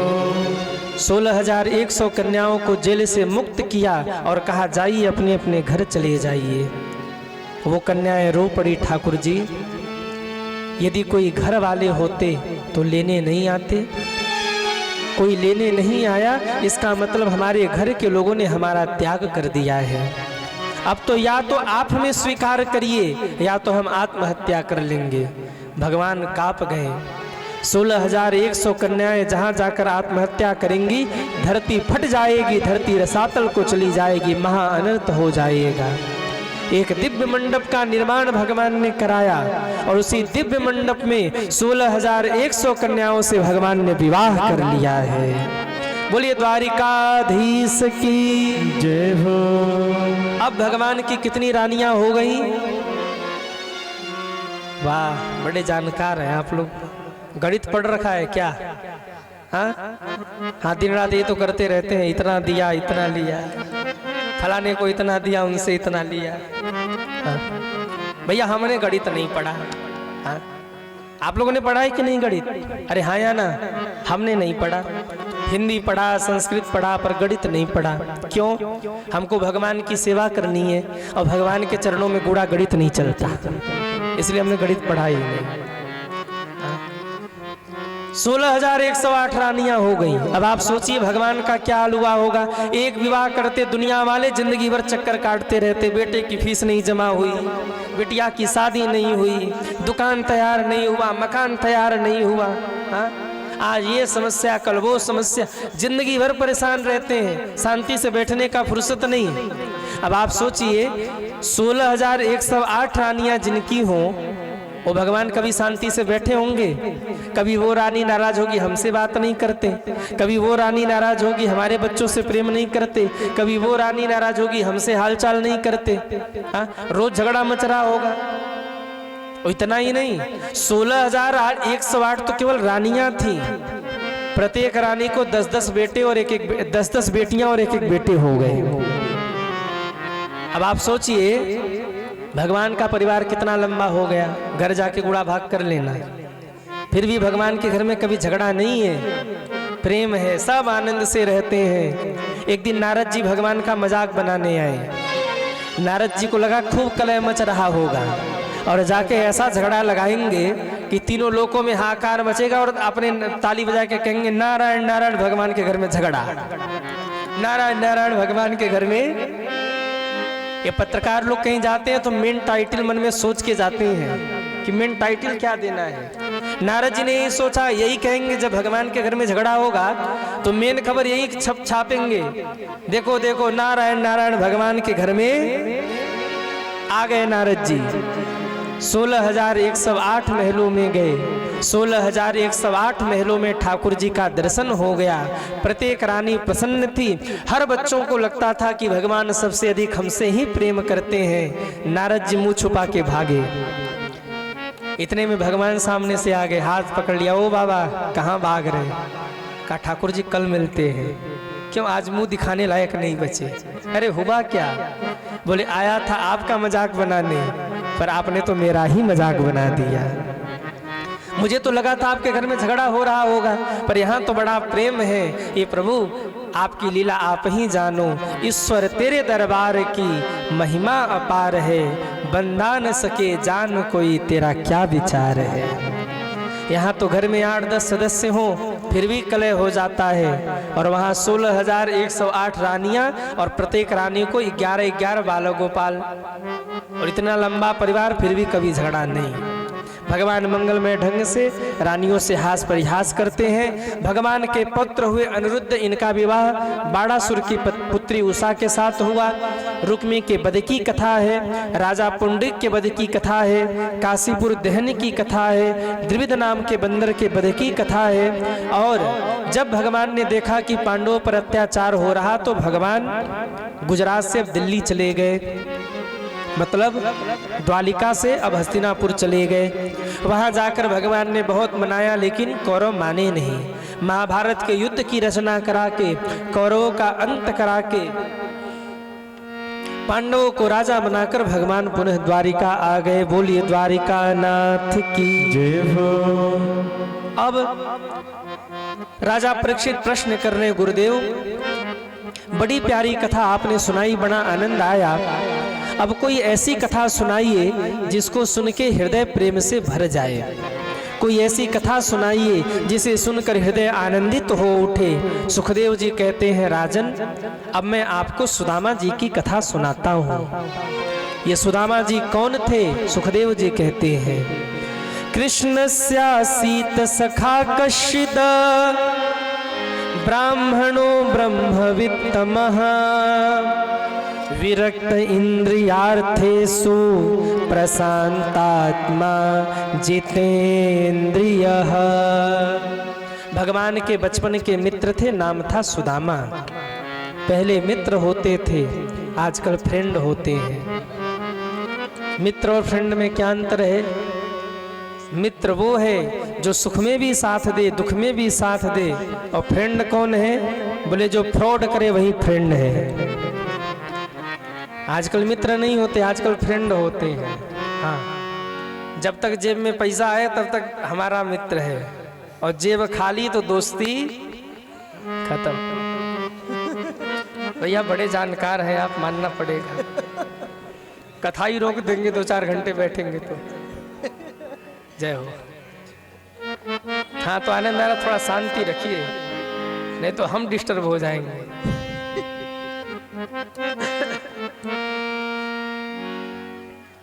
मित्र से धोखा तो नहीं मिला है? जय हो। बड़े भाव से सुन रहे, एक बार ताली बजा दो उनके लिए। जय हो। पहले के मित्र मित्र होते थे, दुख में सुख में मित्र के साथ खड़े रहते थे, पर आज फ्रेंड हो गए। जब तक मतलब है तब तक दोस्ती यारी है, मतलब खत्म तो दोस्ती भी खत्म। सच्चा मित्र कौन है? आजकल के दोस्त कैसे हो गए, आजकल के मित्र कैसे हो गए? बोले वो कहते मेरे साथ बैठकर अगर 2 घूंट नहीं लिया तो तू मेरा फ्रेंड नहीं है, तू मेरा मित्र नहीं है। मित्र कैसा होना चाहिए? ऐसा नहीं कि वो अपने मित्र को कुमार्ग पर ले जाए। मित्र तो ऐसा होना चाहिए जो मित्र के हाथ को पकड़कर कथा पांडाल तक ले जाए, भगवान के चरणों तक ले जाए। यहाँ जितने भाई लोग बैठे हैं, अगर आप अपने से नहीं आए हैं, आपको आपका मित्र लेके आया हो ना, तो उसको एक बार धन्यवाद दीजिएगा। सच्चा मित्र वही है। अगर आपका मित्र आपको भगवान की कथा तक ले जाए तो साधुवाद दीजिएगा उससे। यहाँ जितनी माताएं बैठी हैं, यदि आप अपने से नहीं आई, आपकी सहेली आपको लेकर आई है, सखी लेकर आई, तो उसको धन्यवाद देना। और ऐसे सखी का साथ मत छोड़ना, क्योंकि मंथरा बहुत घूम रही है, पर ऐसी सखी बड़े सौभाग्य से मिलती है जो कथा तक ले जाए। जम के बजा लो ताली। ये धीरे धीरे क्यों बजाते हैं? मित्र वो हैं जो आपको भगवान के चरणों तक ले जाए। मित्रता देखनी हो तो कृष्ण और सुदामा को देखिए। एक द्वारिका का सम्राट है और एक साधारण ब्राह्मण, लेकिन जब सुदामा जी पहुंचे हैं चरणों में तो भगवान नीचे बैठ गए और सुदामा जी को ऊपर बिठा दिया। 2 मित्र साथ पढ़ रहे हों, एक IAS बन जाए, एक न बन पाए, तो जो बन गया वो उसकी ओर से मुख मोड़ लेगा, क्योंकि अगर वो मेरे टीम में आ गया, मेरे समाज में आ गया, तो मेरी बदनामी हो जाएगी, मेरा लेवल कमजोर हो जाएगा कि इसके मित्र तो ऐसे ही हैं। आज की स्थिति ये है। पर मित्रता देखनी हो तो कृष्ण और सुदामा को देखिए। बचपन में साथ साथ पढ़ते थे, एक द्वारिका के सम्राट बन गए और एक जितेंद्रीय महात्मा बन गए। पत्नी का नाम था सुशीला। घर में छोटे छोटे बाल गोपाल भी थे। सुदामा जी की पत्नी का क्या नाम था? कहिए। जैसा नाम था ना वैसा गुण भी था। आजकल नाम के अनुसार गुण नहीं होते। नाम कुछ और होता है, गुण कुछ और होता है। एक जगह मैं कथा करने गया, जिस फ्लैट में रुका, हाँ ठीक है ठीक है ठीक है,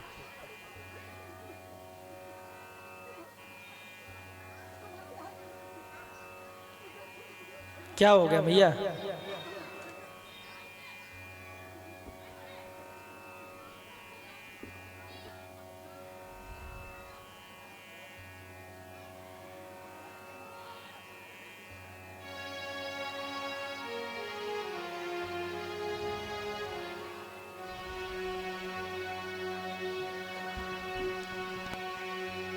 बोले वृंदावन बिहारी लाल की जय हो।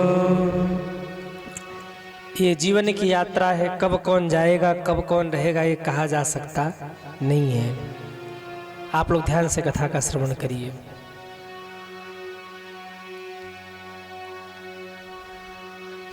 श्री राम जय राम जय जय राम, श्री राम जय राम जय जय राम, श्री राम जय राम जय जय राम, श्री राम जय राम जय जय राम, श्री राम जय राम जय जय राम, श्री राम जय राम जय जय राम, श्री राम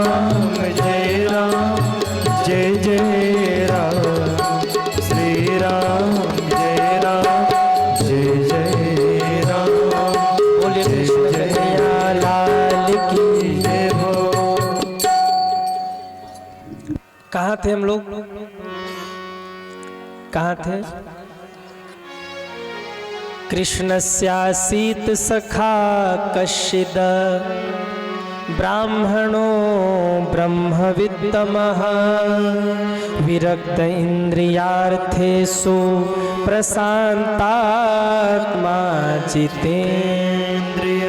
बड़े जितेंद्रिय महात्मा थे, कथा करने जाते थे, कभी किसी से कुछ मांगते नहीं थे, भगवान के नाम में दृढ़ निष्ठा थी, भगवान का भजन करते रहते थे।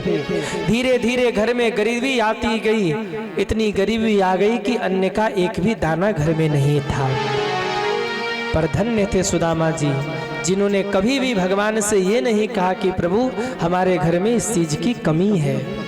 सुदामा जी की भक्ति तो देखिए, घर में अन्न का एक भी दाना नहीं है, पर कभी भी भगवान को शिकायत नहीं करते कि प्रभु इस चीज की कमी है।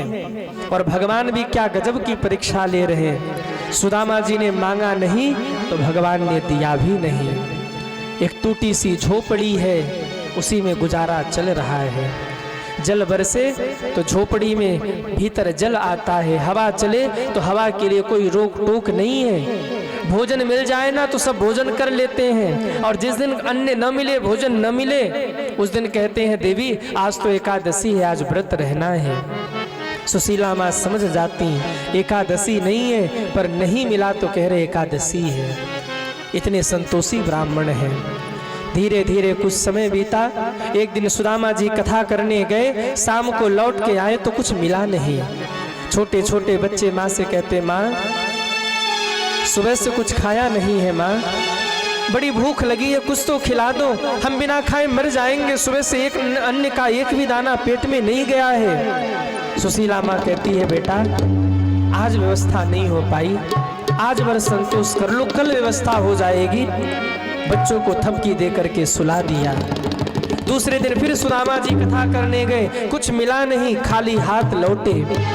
छोटे छोटे बच्चे माँ से लिपट गए, माँ आज दूसरा दिन है, पिताश्री कुछ नहीं लेके आए, अन्न का एक भी दाना पेट में नहीं गया, माँ हम कैसे जीवित रहेंगे। माँ रो पड़ी, बेटे मैं कुछ व्यवस्था करती हूँ। देखो एक माँ सब कुछ बर्दाश्त कर सकती है, लेकिन उसका बच्चा भूखा हो ये माँ बर्दाश्त नहीं कर सकती। ये माँ का हृदय है। बच्चा अगर बाहर रहता हो ना, माँ फोन करे, पहला प्रश्न होता है बेटा तुमने कुछ खाया कि नहीं खाया, तुम्हारी तबीयत कैसी है। बेटा जाए दिन भर कहीं नौकरी की तलाश में घूम के आए, बुरा नहीं लगाना, घर आते ही पिताजी पूछेंगे नौकरी लगी कि नहीं, भाई लोग पूछेंगे कुछ व्यवस्था हुआ कि नहीं। इतने में माँ तौलिया लेके दौड़ी दौड़ी आएगी और कहा मेरे बेटे तुमने कुछ खाया कि नहीं, नहीं खाया तो हाथ मुँह धुल, पहले भोजन कर। अगर व्यवस्था नहीं हुई तो तू दुखी मत हो, मैं हूं ना, जब तक मैं हूं तुझे कमी नहीं होने दूंगी। एक माँ को सबसे ज्यादा खुशी तब मिलती है जब बच्चे का पेट भरा हो। सुशीला माँ रो पड़ी। छोटे छोटे बच्चों को समझाने के लिए एक मिट्टी के पात्र में जल भरकर चूल्हे पर चढ़ा दिया, उसमें कुछ था नहीं। थपकी देकर कहती रही बेटा अभी भोजन बन जाएगा। बच्चों को कब नींद आ गई पता ही नहीं चला। जल सूख गया आग के ताप से, मटका फूटकर धरती पर गिर गया, कुछ था ही नहीं जो उसमें पके। तीसरे दिन सुबह सुशीला माँ रो पड़ी, स्वामी हम भूखे रह लेंगे, आप भूखे रह लेंगे, लेकिन ये बच्चे कब तक भूखे रहेंगे, इनके लिए तो कुछ व्यवस्था करिए। सुदामा जी ने कहा सुशीला जी भाग्यवान, भगवान पर भरोसा रखिए। कहा इसीलिए तो मैं कह रही हूँ नाथ, मैंने सुना है द्वारिकाधीश आपके बचपन के मित्र हैं, एक बार जाते क्यों नहीं। भगवान का नाम सुनते ही आंख में आंसू आ गए। सुदामा जी रो पड़े, देवी आप क्या चाहती हैं, मैं भगवान से मांगने के लिए जाऊं? अन्न का एक भी दाना मेरे पास नहीं है और मैं भगवान से उल्टे मांगने के लिए जाऊं? सुशीला माँ कहती प्रभु मैं आपको इसलिए द्वारिका नहीं भेजना चाहती कि आप भगवान से मांगने के लिए जाइए, बल्कि मुझे पता है जैसे आप यहाँ भगवान के लिए रो रहे हैं ना, ऐसे ही द्वारिका में बैठे भगवान आपसे मिलने के लिए रो रहे हैं। मैं चाहती हूँ कि दो रोते हुए मित्र मिलकर प्रसन्न हो जाएं। आज मुझे भोर में स्वप्न भी आया था, स्वामी ठाकुर जी रो रहे थे। मैंने पूछा गोविंद क्यों रो रहे हैं? कहा सुदामा मेरे बचपन का मित्र है। भाभी जी बहुत दिन हो गए मैं अपने मित्र से मिला नहीं, एक बार तो मेरे मित्र को मेरे पास भेजो। स्वामी वो ठाकुर जी आपके लिए रो रहे हैं, एक बार तो जाइए। ये शब्द सुना सुदामा जी के आंख से आंसुओं की धारा बहने लगी। मेरे प्रभु मुझे याद करके रो रहे हैं। देवी मैं जरूर जाऊंगा, लेकिन मैं क्या करूं? अन्न का एक भी दाना मेरे घर में नहीं है। क्या मुख लेके कृष्ण के पास जाऊं? मित्र के दरवाजे कभी खाली हाथ नहीं जाते। वो तो द्वारिका का सम्राट है ना। कहेगा अरे सुदामा क्या लेके आया? लंगोटिया यार है। रानियों के बीच में जब वो पूछेगा कि तू क्या लेके आया मेरे लिए, भाभी जी ने क्या भेजा मेरे लिए, तो सुदामा कन्हैया को क्या मुख दिखाऊंगा? सुशीला माँ ने कहा स्वामी अगर ऐसी बात है, आज तक मैं किसी के दरवाजे कुछ मांगने नहीं गई हूँ, लेकिन अगर मेरे कृष्ण की बात आ रही है ना, तो मैं अभी जाती हूँ, भिक्षा मांग कर कुछ न कुछ लेकर आती हूँ। आप जाइए द्वारिकाधीश के पास। धन्य है वो देवी मैया सुशीला, आज तक किसी के दरवाजे पर मांगने नहीं गई थी। 2-2 दिन तक बच्चे भूखे सो गए, कभी किसी के सामने हाथ नहीं फैलाया। लेकिन आज जब भगवान की बारी आई, एक झोली लेके निकल गई है। 4 दरवाजे जाके कहती है अरे कोई थोड़ी सी भिक्षा दे दो, कोई थोड़ा सा अन्न दान दे दो, मेरे पति को द्वारिका जाना है। लोगों ने देखा संत सुदामा की पत्नी भिक्षा मांग रही, लोग झोली भर भर के ले आए, लेकिन सुशीला मैया कहती ज्यादा नहीं, केवल 4 मुट्ठी दीजिए, ज्यादा लेकर क्या करूंगी मैं। धन्य है त्याग सुशीला मैया का। 4 मुट्ठी चावल लिया, मानो 4 मुट्ठी चावल लेके धर्म अर्थ काम मोक्ष चारों पुरुषार्थ ठाकुर जी के चरणों में समर्पित करना चाहती हैं। और 4 घर से लिए, क्योंकि ठाकुर जी जब चावल देखेंगे ना तो पकड़ लेंगे, ओहो इसके घर का चावल भी नहीं है। मांग के लाए हैं। 4 घर के चावल 4 प्रकार के होंगे, कहना नहीं पड़ेगा कि घर की क्या स्थिति है। लेके आई, छोटे छोटे बच्चे माँ से लिपट गए, माँ 2 दिन से कुछ खाया नहीं है माँ, अब तो कुछ खिला दो माँ। अब तो 4 मुट्ठी चावल मिल गया, 1 मुट्ठी हम लोगों के लिए निकाल दो, हम मर जाएंगे भूख से। बच्चे रोते रहे, मैया ने पोटली बांध दिया। और जब बच्चे रोए, आज पहली बार सुशीला मैया ने भगवान की ओर देखा, आंख में आंसू आ गए और रो रो के कहती है हे गोविंद मेरे दाता किसी को गरीबी न दे, मेरे भगवन किसी को गरीबी न दे। मौत दे दे मगर बदनसीबी न दे, मौत दे दे मगर बदनसीबी न दे। बेटे के कंधे पर बाप की अर्थी जाए तो ये ठीक लगता है, लेकिन कभी बाप के कंधे पर जवान बेटे की अर्थी जाए तो इससे बड़ी बदनसीबी दुनिया में कुछ और नहीं होगी। कभी घर में बच्चे भूख से तड़प रहे हो, कभी बच्चे भूख से तड़प रहे, एक अन्न का दाना भी घर में न हो, इससे बड़ी बदनसीबी और क्या हो सकती है। सुशीला माँ कहती प्रभु कैसी परीक्षा ले रहे हो कि आपके भक्तों को यही दिन देखना पड़ता, मेरे बच्चे बिलख रहे, पर ठीक है जो सहाओगे सह जाएंगे। 4 मुट्ठी चावल बांध के दे दिया। सुदामा जी लेकर चले, हवा का झोंका आया, गिर पड़े हैं, मुख से ध्वनि निकली हे प्रभु तेरी कृपा के बिना, हे प्रभु मंगल मूल, पत्ता कोई हिले नहीं, हिले न कोई फूल। मेरी नैया भंवर में है आन पड़ी, मेरी नैया भंवर में है आन पड़ी, और आकर के बीच में टकरा गई, और आकर के बीच में टकरा गई। पार हो न सके तो डुबा दीजिए, पार हो न सके तो डुबा दीजिए, पार हो न सके तो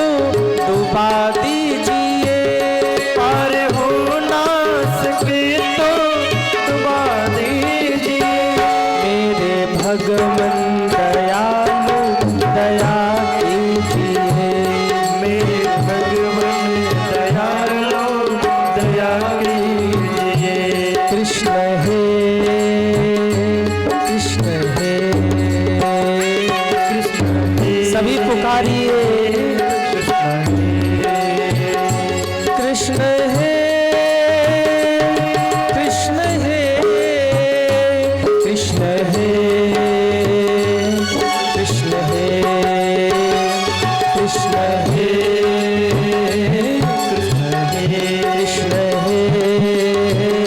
कृष्ण हे चलते चलते नदी का किनारा आया। सुदामा जी कहने लगे, प्रभु इतनी सामर्थ्य नहीं कि नदी पार कर सकूं, तेरे सहारे यही बैठ रहा हूं, अगर पार लगते बनने तो लगा देना। आंख बंद किया, रोते रोते कब नींद आ गई पता नहीं लगा। मेरे भाई बहन, आधी रात को द्वारिका में भगवान बैठे थे पलंग पर, रुक्मिणी जी से बात कर रहे थे। अचानक भगवान का शरीर कांपने लगा। रुक्मिणी जी चिंतित हो गई, क्या हो गया प्रभु? रुक्मिणी माँ को बताया नहीं, आंखों से आंसुओं की धारा बह रही थी। भगवान अंतर ध्यान हो गए, आके वहां प्रकट हो गए जहां सुदामा जी लेटे हुए थे। सिर पे हाथ सहला रहे, अरे सुदामा क्या हाल हो गया भैया तुम्हारा? चरणों से रक्त निकल रहा है, चरण सहला रहे, अरे भैया सुदामा तेरे चरणों में क्या हो गया? चरण धूली लेके माथे पर लगाते हैं। जैसे एक भक्त भगवान की परिक्रमा करता है, ऐसे भगवान ने 3 परिक्रमा की। जैसे माँ सोते हुए बच्चे को गोद में उठा लेती है, सुदामा जी को गोद में उठाया, नदी किनारे से उठाया था, समुद्र किनारे सुला दिया, गायब हो गए भगवान। सुबह सुदामा जी उठे, बड़ा आश्चर्य हुआ, रे मैं तो नदी किनारे सोया था, ये समुद्र किनारे कैसे आ गया? आंखों को मलते हुए जब समुद्र को स्पर्श किया तब ध्यान आया, ओहो लगता है मेरे ठाकुर जी ने करुणा कर दी, उनके सिवाय कौन यहाँ तक पहुँचा सकता है? पर हे नाथ, इसके आगे कैसे आऊँगा, इसकी तो व्यवस्था सोचो। इसका इतना कह के ज्यों बैठे, इतने में एक नाविक ने आवाज लगाया, अरे कोई है समुद्र पार जाने वाला, कोई है द्वारिका जाने वाला? वो नाविक कोई और नहीं, मेरे ठाकुर जी ही नाविक का रूप लेके आ गए थे। सिर पे पगड़ी बांधकर, हाथ में पतवार लेके कह रहे, कोई है द्वारिका जाने वाला? सुदामा जी उठ गए, हाँ भैया हम हैं। अरे बाबा आजा आजा आजा आजा, बिठाया। सुदामा जी कह रहे, भैया उतराई नहीं है, पार कर दोगे? अरे बाबा चलो ना, काहे को चिंता करते हो? बीच में लेके पहुंचे तो कहते, कहाँ जा रहे हैं? कहा द्वारिकाधीश है ना, वो मेरे बचपन के मित्र हैं, बस उन्हीं से मिलने जा रहा हूँ। अच्छा जेब में पैसे हैं बाबा? सुदामा जी ने कहा, भैया पैसे तो नहीं है। कहा पैसे नहीं है और द्वारिकाधीश को अपना मित्र बताते हो? बहुत आते हैं तुम्हारे जैसे, ये कहते कि द्वारिकाधीश हमारे मित्र हैं, कोई जान पहचान नहीं होती, रहने दो, बड़ी बड़ी मत फेंको। सुदामा जी को क्रोध आया, जीवन में पहली बार सुदामा जी क्रोधित हुए और कहा, अरे जात के मल्लाह, काठ की नौका चलाते चलाते तेरी बुद्धि भी काठ की हो गई है। तू कहता मेरे जेब में पैसे नहीं तो द्वारिकाधीश मेरे मित्र नहीं हो सकते? अरे जात के मल्लाह, तेरी बुद्धि काठवत हो गई, तुझे नहीं पता मेरे ठाकुर जी वस्त्र नहीं देखते, मेरे ठाकुर जी धन नहीं देखते, मेरे ठाकुर जी रूप रंग नहीं देखते, मेरे ठाकुर जी जाति पाति नहीं देखते, मेरे ठाकुर जी तो केवल और केवल भक्त के हृदय का भाव देखा करते हैं। उतार, मुझे नहीं जाना तेरी नौका से, जो मेरे द्वारिकाधीश के लिए ऐसा विचार रखता है उसके साथ मुझे नहीं रहना, उतार नहीं कूद जाऊंगा। भगवान को लगा कहीं कूद न जाए, भगवान ने दौड़कर बोला, रे भैया भैया बाबा जी हम तो विनोद कर रहे थे, सुनो चिंता मत करो, आप जैसे लंगोटी वाले बाबा को तो मैं फ्री में ही पार कर दिया करता हूँ। मानो कहना चाहते जो भजन करते ना उनको मैं फ्री में पार करता हूँ। ले जाके उस पार छोड़ा काबू रही द्वारिका। सुदामा जी द्वारिका के सामने खड़े हो गए, जाकर गेट को निहार रहे हैं, अट्टालिकाओं को निहार रहे हैं, सैनिकों को निहार रहे हैं। दुबला शरीर है। लोग कहते हैं सुदामा जी को भगवान के दरवाजे पर धक्का दिया गया, धक्का नहीं दिया गया। जब द्वारपालों ने देखा तो रो पड़े, अरे देखो देखो ब्राह्मण देवता आए हैं। एक ने कहा जल्दी दौड़कर पकड़ लीजिए इन्हें, नहीं तो गिर जाएंगे। दूसरे ने कहा भैया तुम इसे पकड़ो, मैं अभी आता हूँ द्वारिकाधीश को सूचना देकर। एक द्वारपाल ने रोते रोते ब्राह्मण को पकड़ा कहीं गिर न जाए, और दूसरे ने दौड़ लगाई, द्वारिकाधीश की दुहाई हो, द्वारिकाधीश की दुहाई हो, द्वारिकाधीश की दुहाई हो। जाकर भगवान के सामने वो द्वारपाल खड़ा हो गया, रोया जा रहा, द्वारिकाधीश की दुहाई हो, चिल्लाया जा रहा। भगवान ने कहा इतना क्यों चिल्ला रहे हो? द्वारपाल रोते हुए कहता है प्रभु आज एक ब्राह्मण देवता आपसे मिलने के लिए आए हैं। भगवान ने कहा रे ब्राह्मण देवता तो मेरे दरवाजे पर रोज आते हैं, आज इतना रो क्यों रहे हो? कहा प्रभु आज के पहले जो ब्राह्मण आए थे वो आपसे मांगने के लिए आए थे, पर ये जो ब्राह्मण आया है आपको देने के लिए आया है, आप पर न्यौछावर होने के लिए आया है। आज के पहले जो ब्राह्मण आए थे खाली हाथ आए थे, भर भर के झोली ले गए, पर ये कैसा ब्राह्मण आया है भर के झोली आया है, खाली हाथ जाएगा, शिकायत नहीं करेगा। कौन है ब्राह्मण? द्वारपाल रो के कहते हैं शीस पगान झगा तन पे, प्रभु जान को आए बसे के ही ग्रामा। धोती फटी सिलटी दुपटी, अरुपाय पान नहीं सामा। द्वार खड़ो द्विज दुर्बल एक, रहो चकिसो वसुधाय अभिरामा। पूछत दीन दयाल को धाम, बतावत आपन नाम सुधा। प्रभु उसके पैरों में पादुका नहीं है, सिर पे पगड़ी नहीं है, एक धोती पहन रखा है वो भी 100 जगह से फटी हुई, 150 जगह से सिली हुई है। शरीर के एक हड्डियों को गिना जा सकता है, ऐसा लग रहा है कई दिनों से उन्होंने कुछ खाया नहीं है। हे प्रभु आँख से आंसुओं की धारा बह रही है, मुख से हा कृष्ण निकल रहा है। आपको अपने बचपन का मित्र बता रहे हैं, अपना नाम सुदामा बता रहे हैं। इतना शब्द सुनना था, भगवान का हाथ पैर कांपने लगा, भगवान खड़े हो गए, होठ थर्रा गए भगवान के, आंखों से आंसुओं की धारा बहने लगी। भगवान सु कहते कहते खड़े हुए, ता कहते कहते दौड़ पड़े, और माँ कहते कहते सुदामा जी को हृदय से लगा लिया।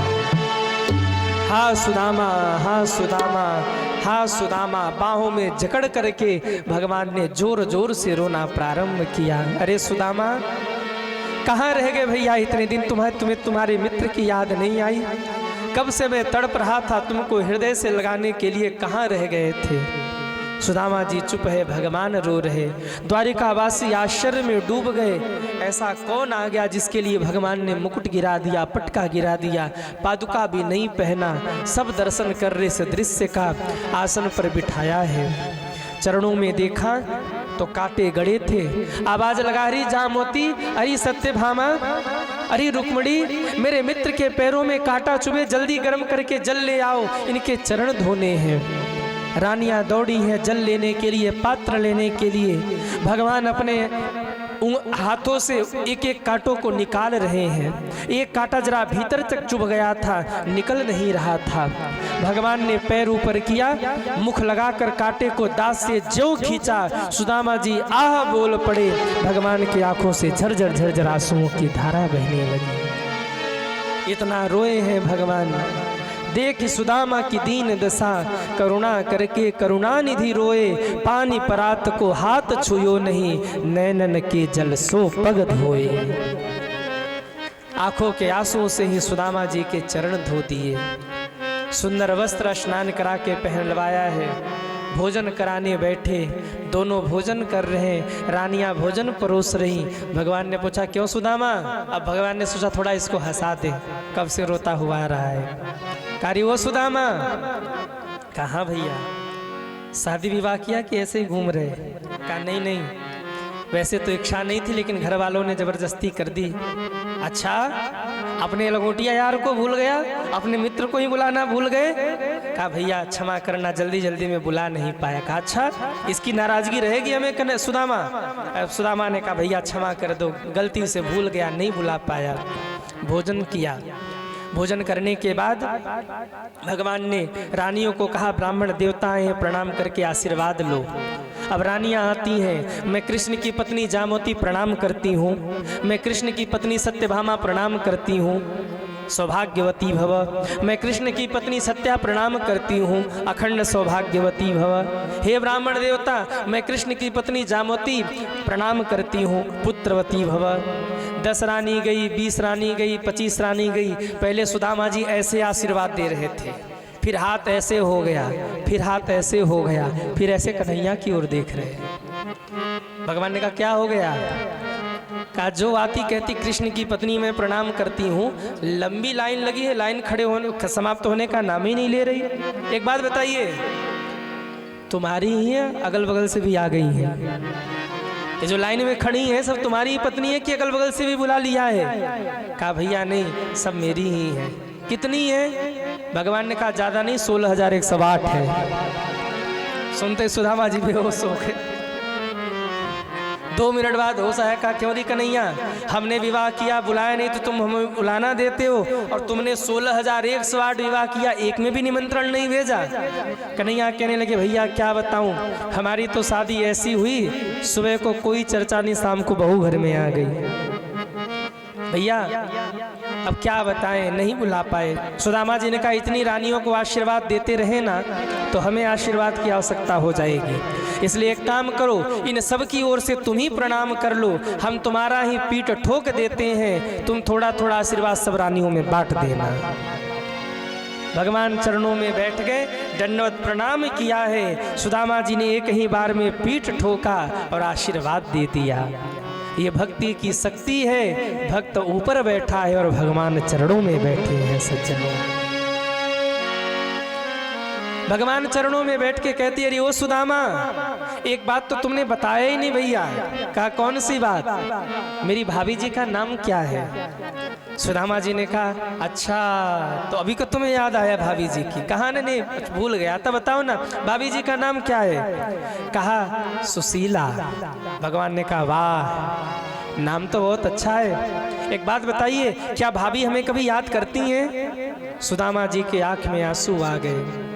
अरे कन्हैया, वो आपको छोड़कर और किसी को याद करती ही नहीं, दिन रात आप ही को तो याद करती रहती है, और उसी ने तो तुम्हारे पास हमें भेजा है। कन्हैया कहने लगे अच्छा, तो सुदामा एक बात बताओ, अगर भाभी ने ही तुम्हें हमारे पास भेजा है तो हमारी भाभी ने हमारे लिए क्या भेजा है? अब सुदामा जी संकोच में पड़ गए कि कैसे चावल निकालूं। रानियां कहेंगी कैसे कैसे इनके मित्र हैं। सुदामा जी पोटली छिपा रहे, कह रहे भैया आशीर्वाद भेजा है। कहा नहीं बताओ ना, मेरी भाभी ने मेरे लिए क्या भेजा है? सुदामा जी कहने लगे, वो कन्हैया, बचपन में हम दोनों कैसे खेलते थे, कैसे एक साथ बैठ के भोजन करते थे, याद है कि नहीं? भगवान ने कहा सब याद है, पर बताओ ना हमारी भाभी ने हमारे लिए क्या भेजा है? सुदामा जी कहते बचपन में तेरे भाग का चावल खा गया था। बोले सब याद है, बताओ ना हमारी भाभी ने हमारे लिए क्या भेजा है? सुदामा जी कह रही है तो पीछे ही पड़ गया एकदम। कहा कन्हैया जरा इधर आ। कन्हैया ने सिर ऊपर किया, हाँ सुदामा जी। सुदामा जी ने धीरे से कान में कहा, ज्यादा पीछे मत पड़, नहीं तेरे बचपन की सारी पुलपट्टी खोल दूंगा मैं, सारी रानियों के सामने पुलपट्टी खोल दूंगा। भगवान ने कहा कह दो सब जानती हम कैसे हैं।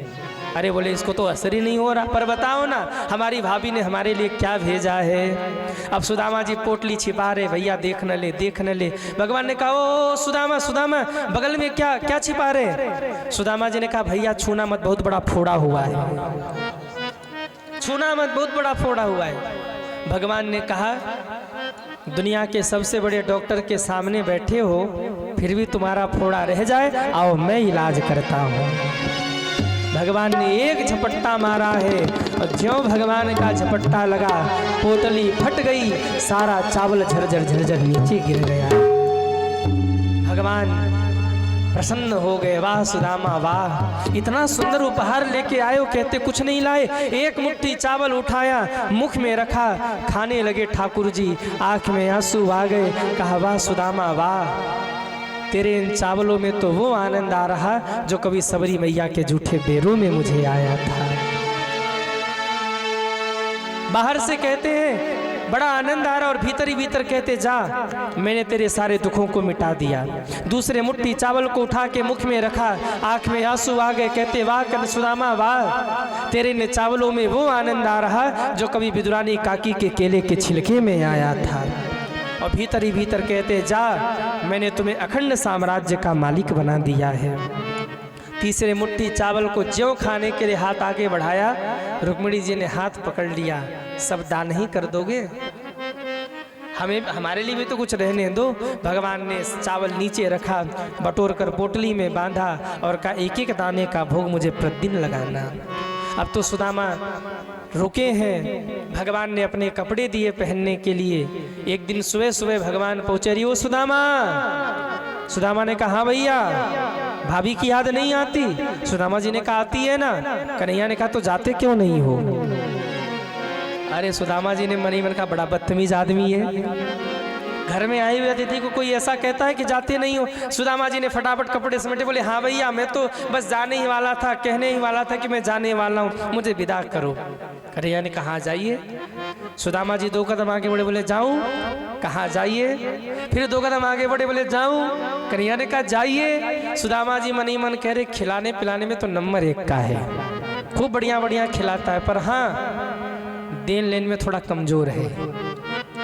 दिया लिया कुछ नहीं, दिया लिया कुछ नहीं, 4 मुट्ठी चावलों भी खा गया, पर कोई बात नहीं, बड़ा आदमी है, मिल लिया वही बहुत है। सुदामा जी ने अपनी वो पोटली उठाई और ये गाते हुए निकल गए, राही मनवा दुख की चिंता क्यों सताती है, दुख तो अपना साथी है। राही मनवा दुख की चिंता क्यों सताती है, दुख तो अपना साथी है।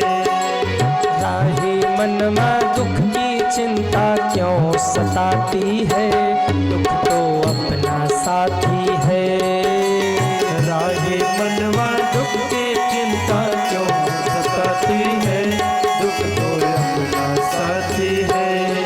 दुख है एक शाम ढलती, दुख है एक शाम ढलती, दुख है एक शाम ढलती, आती है जाती है।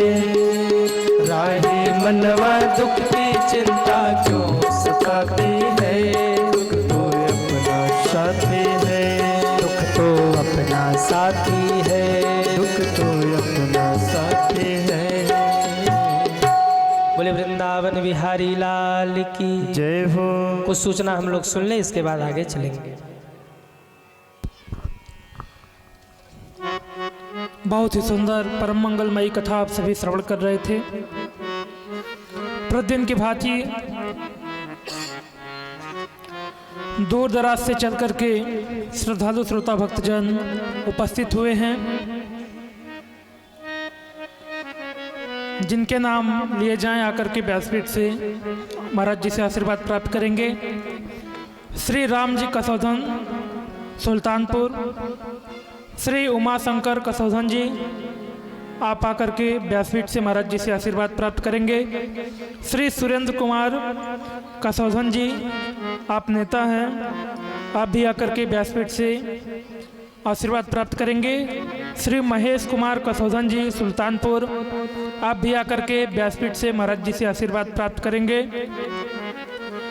श्री राम जी कसौधन मीडिया प्रभारी आप भी आकर के व्यासपीठ से महाराज जी से आशीर्वाद प्राप्त करेंगे। श्री राजेंद्र कसौधन जी कादीपुर से चल करके आए हुए हैं, आप भी आकर के व्यासपीठ से महाराज जी से आशीर्वाद प्राप्त करेंगे। श्री पंच बहादुर मदनवाल जी आप भी व्यासपीठ से महाराज जी से आशीर्वाद प्राप्त करेंगे। बहुत ही परम मंगलमयी कथा हम सभी श्रवण कर रहे थे। कुछ ही देर बाद कथा का विश्राम होगा और महाराज जी को तत्पश्चात वाराणसी के लिए प्रस्थान करना है। कल से गाजीपुर में श्री शिव महापुराण की परम मंगलमयी कथा का शुभारंभ होगा। आप सभी व्यासपीठ से आशीर्वाद प्राप्त करते रहें।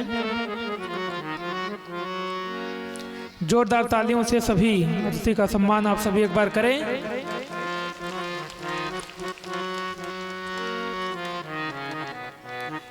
आज कथा के सप्तम दिवस विश्राम दिवस की पावन बेला में हम सभी उपस्थित हो चुके हैं और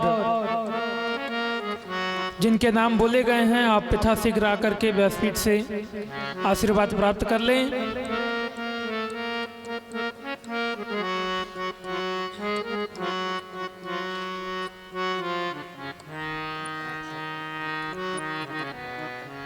जय श्री राम, जय श्री राधे, जय श्री कृष्ण।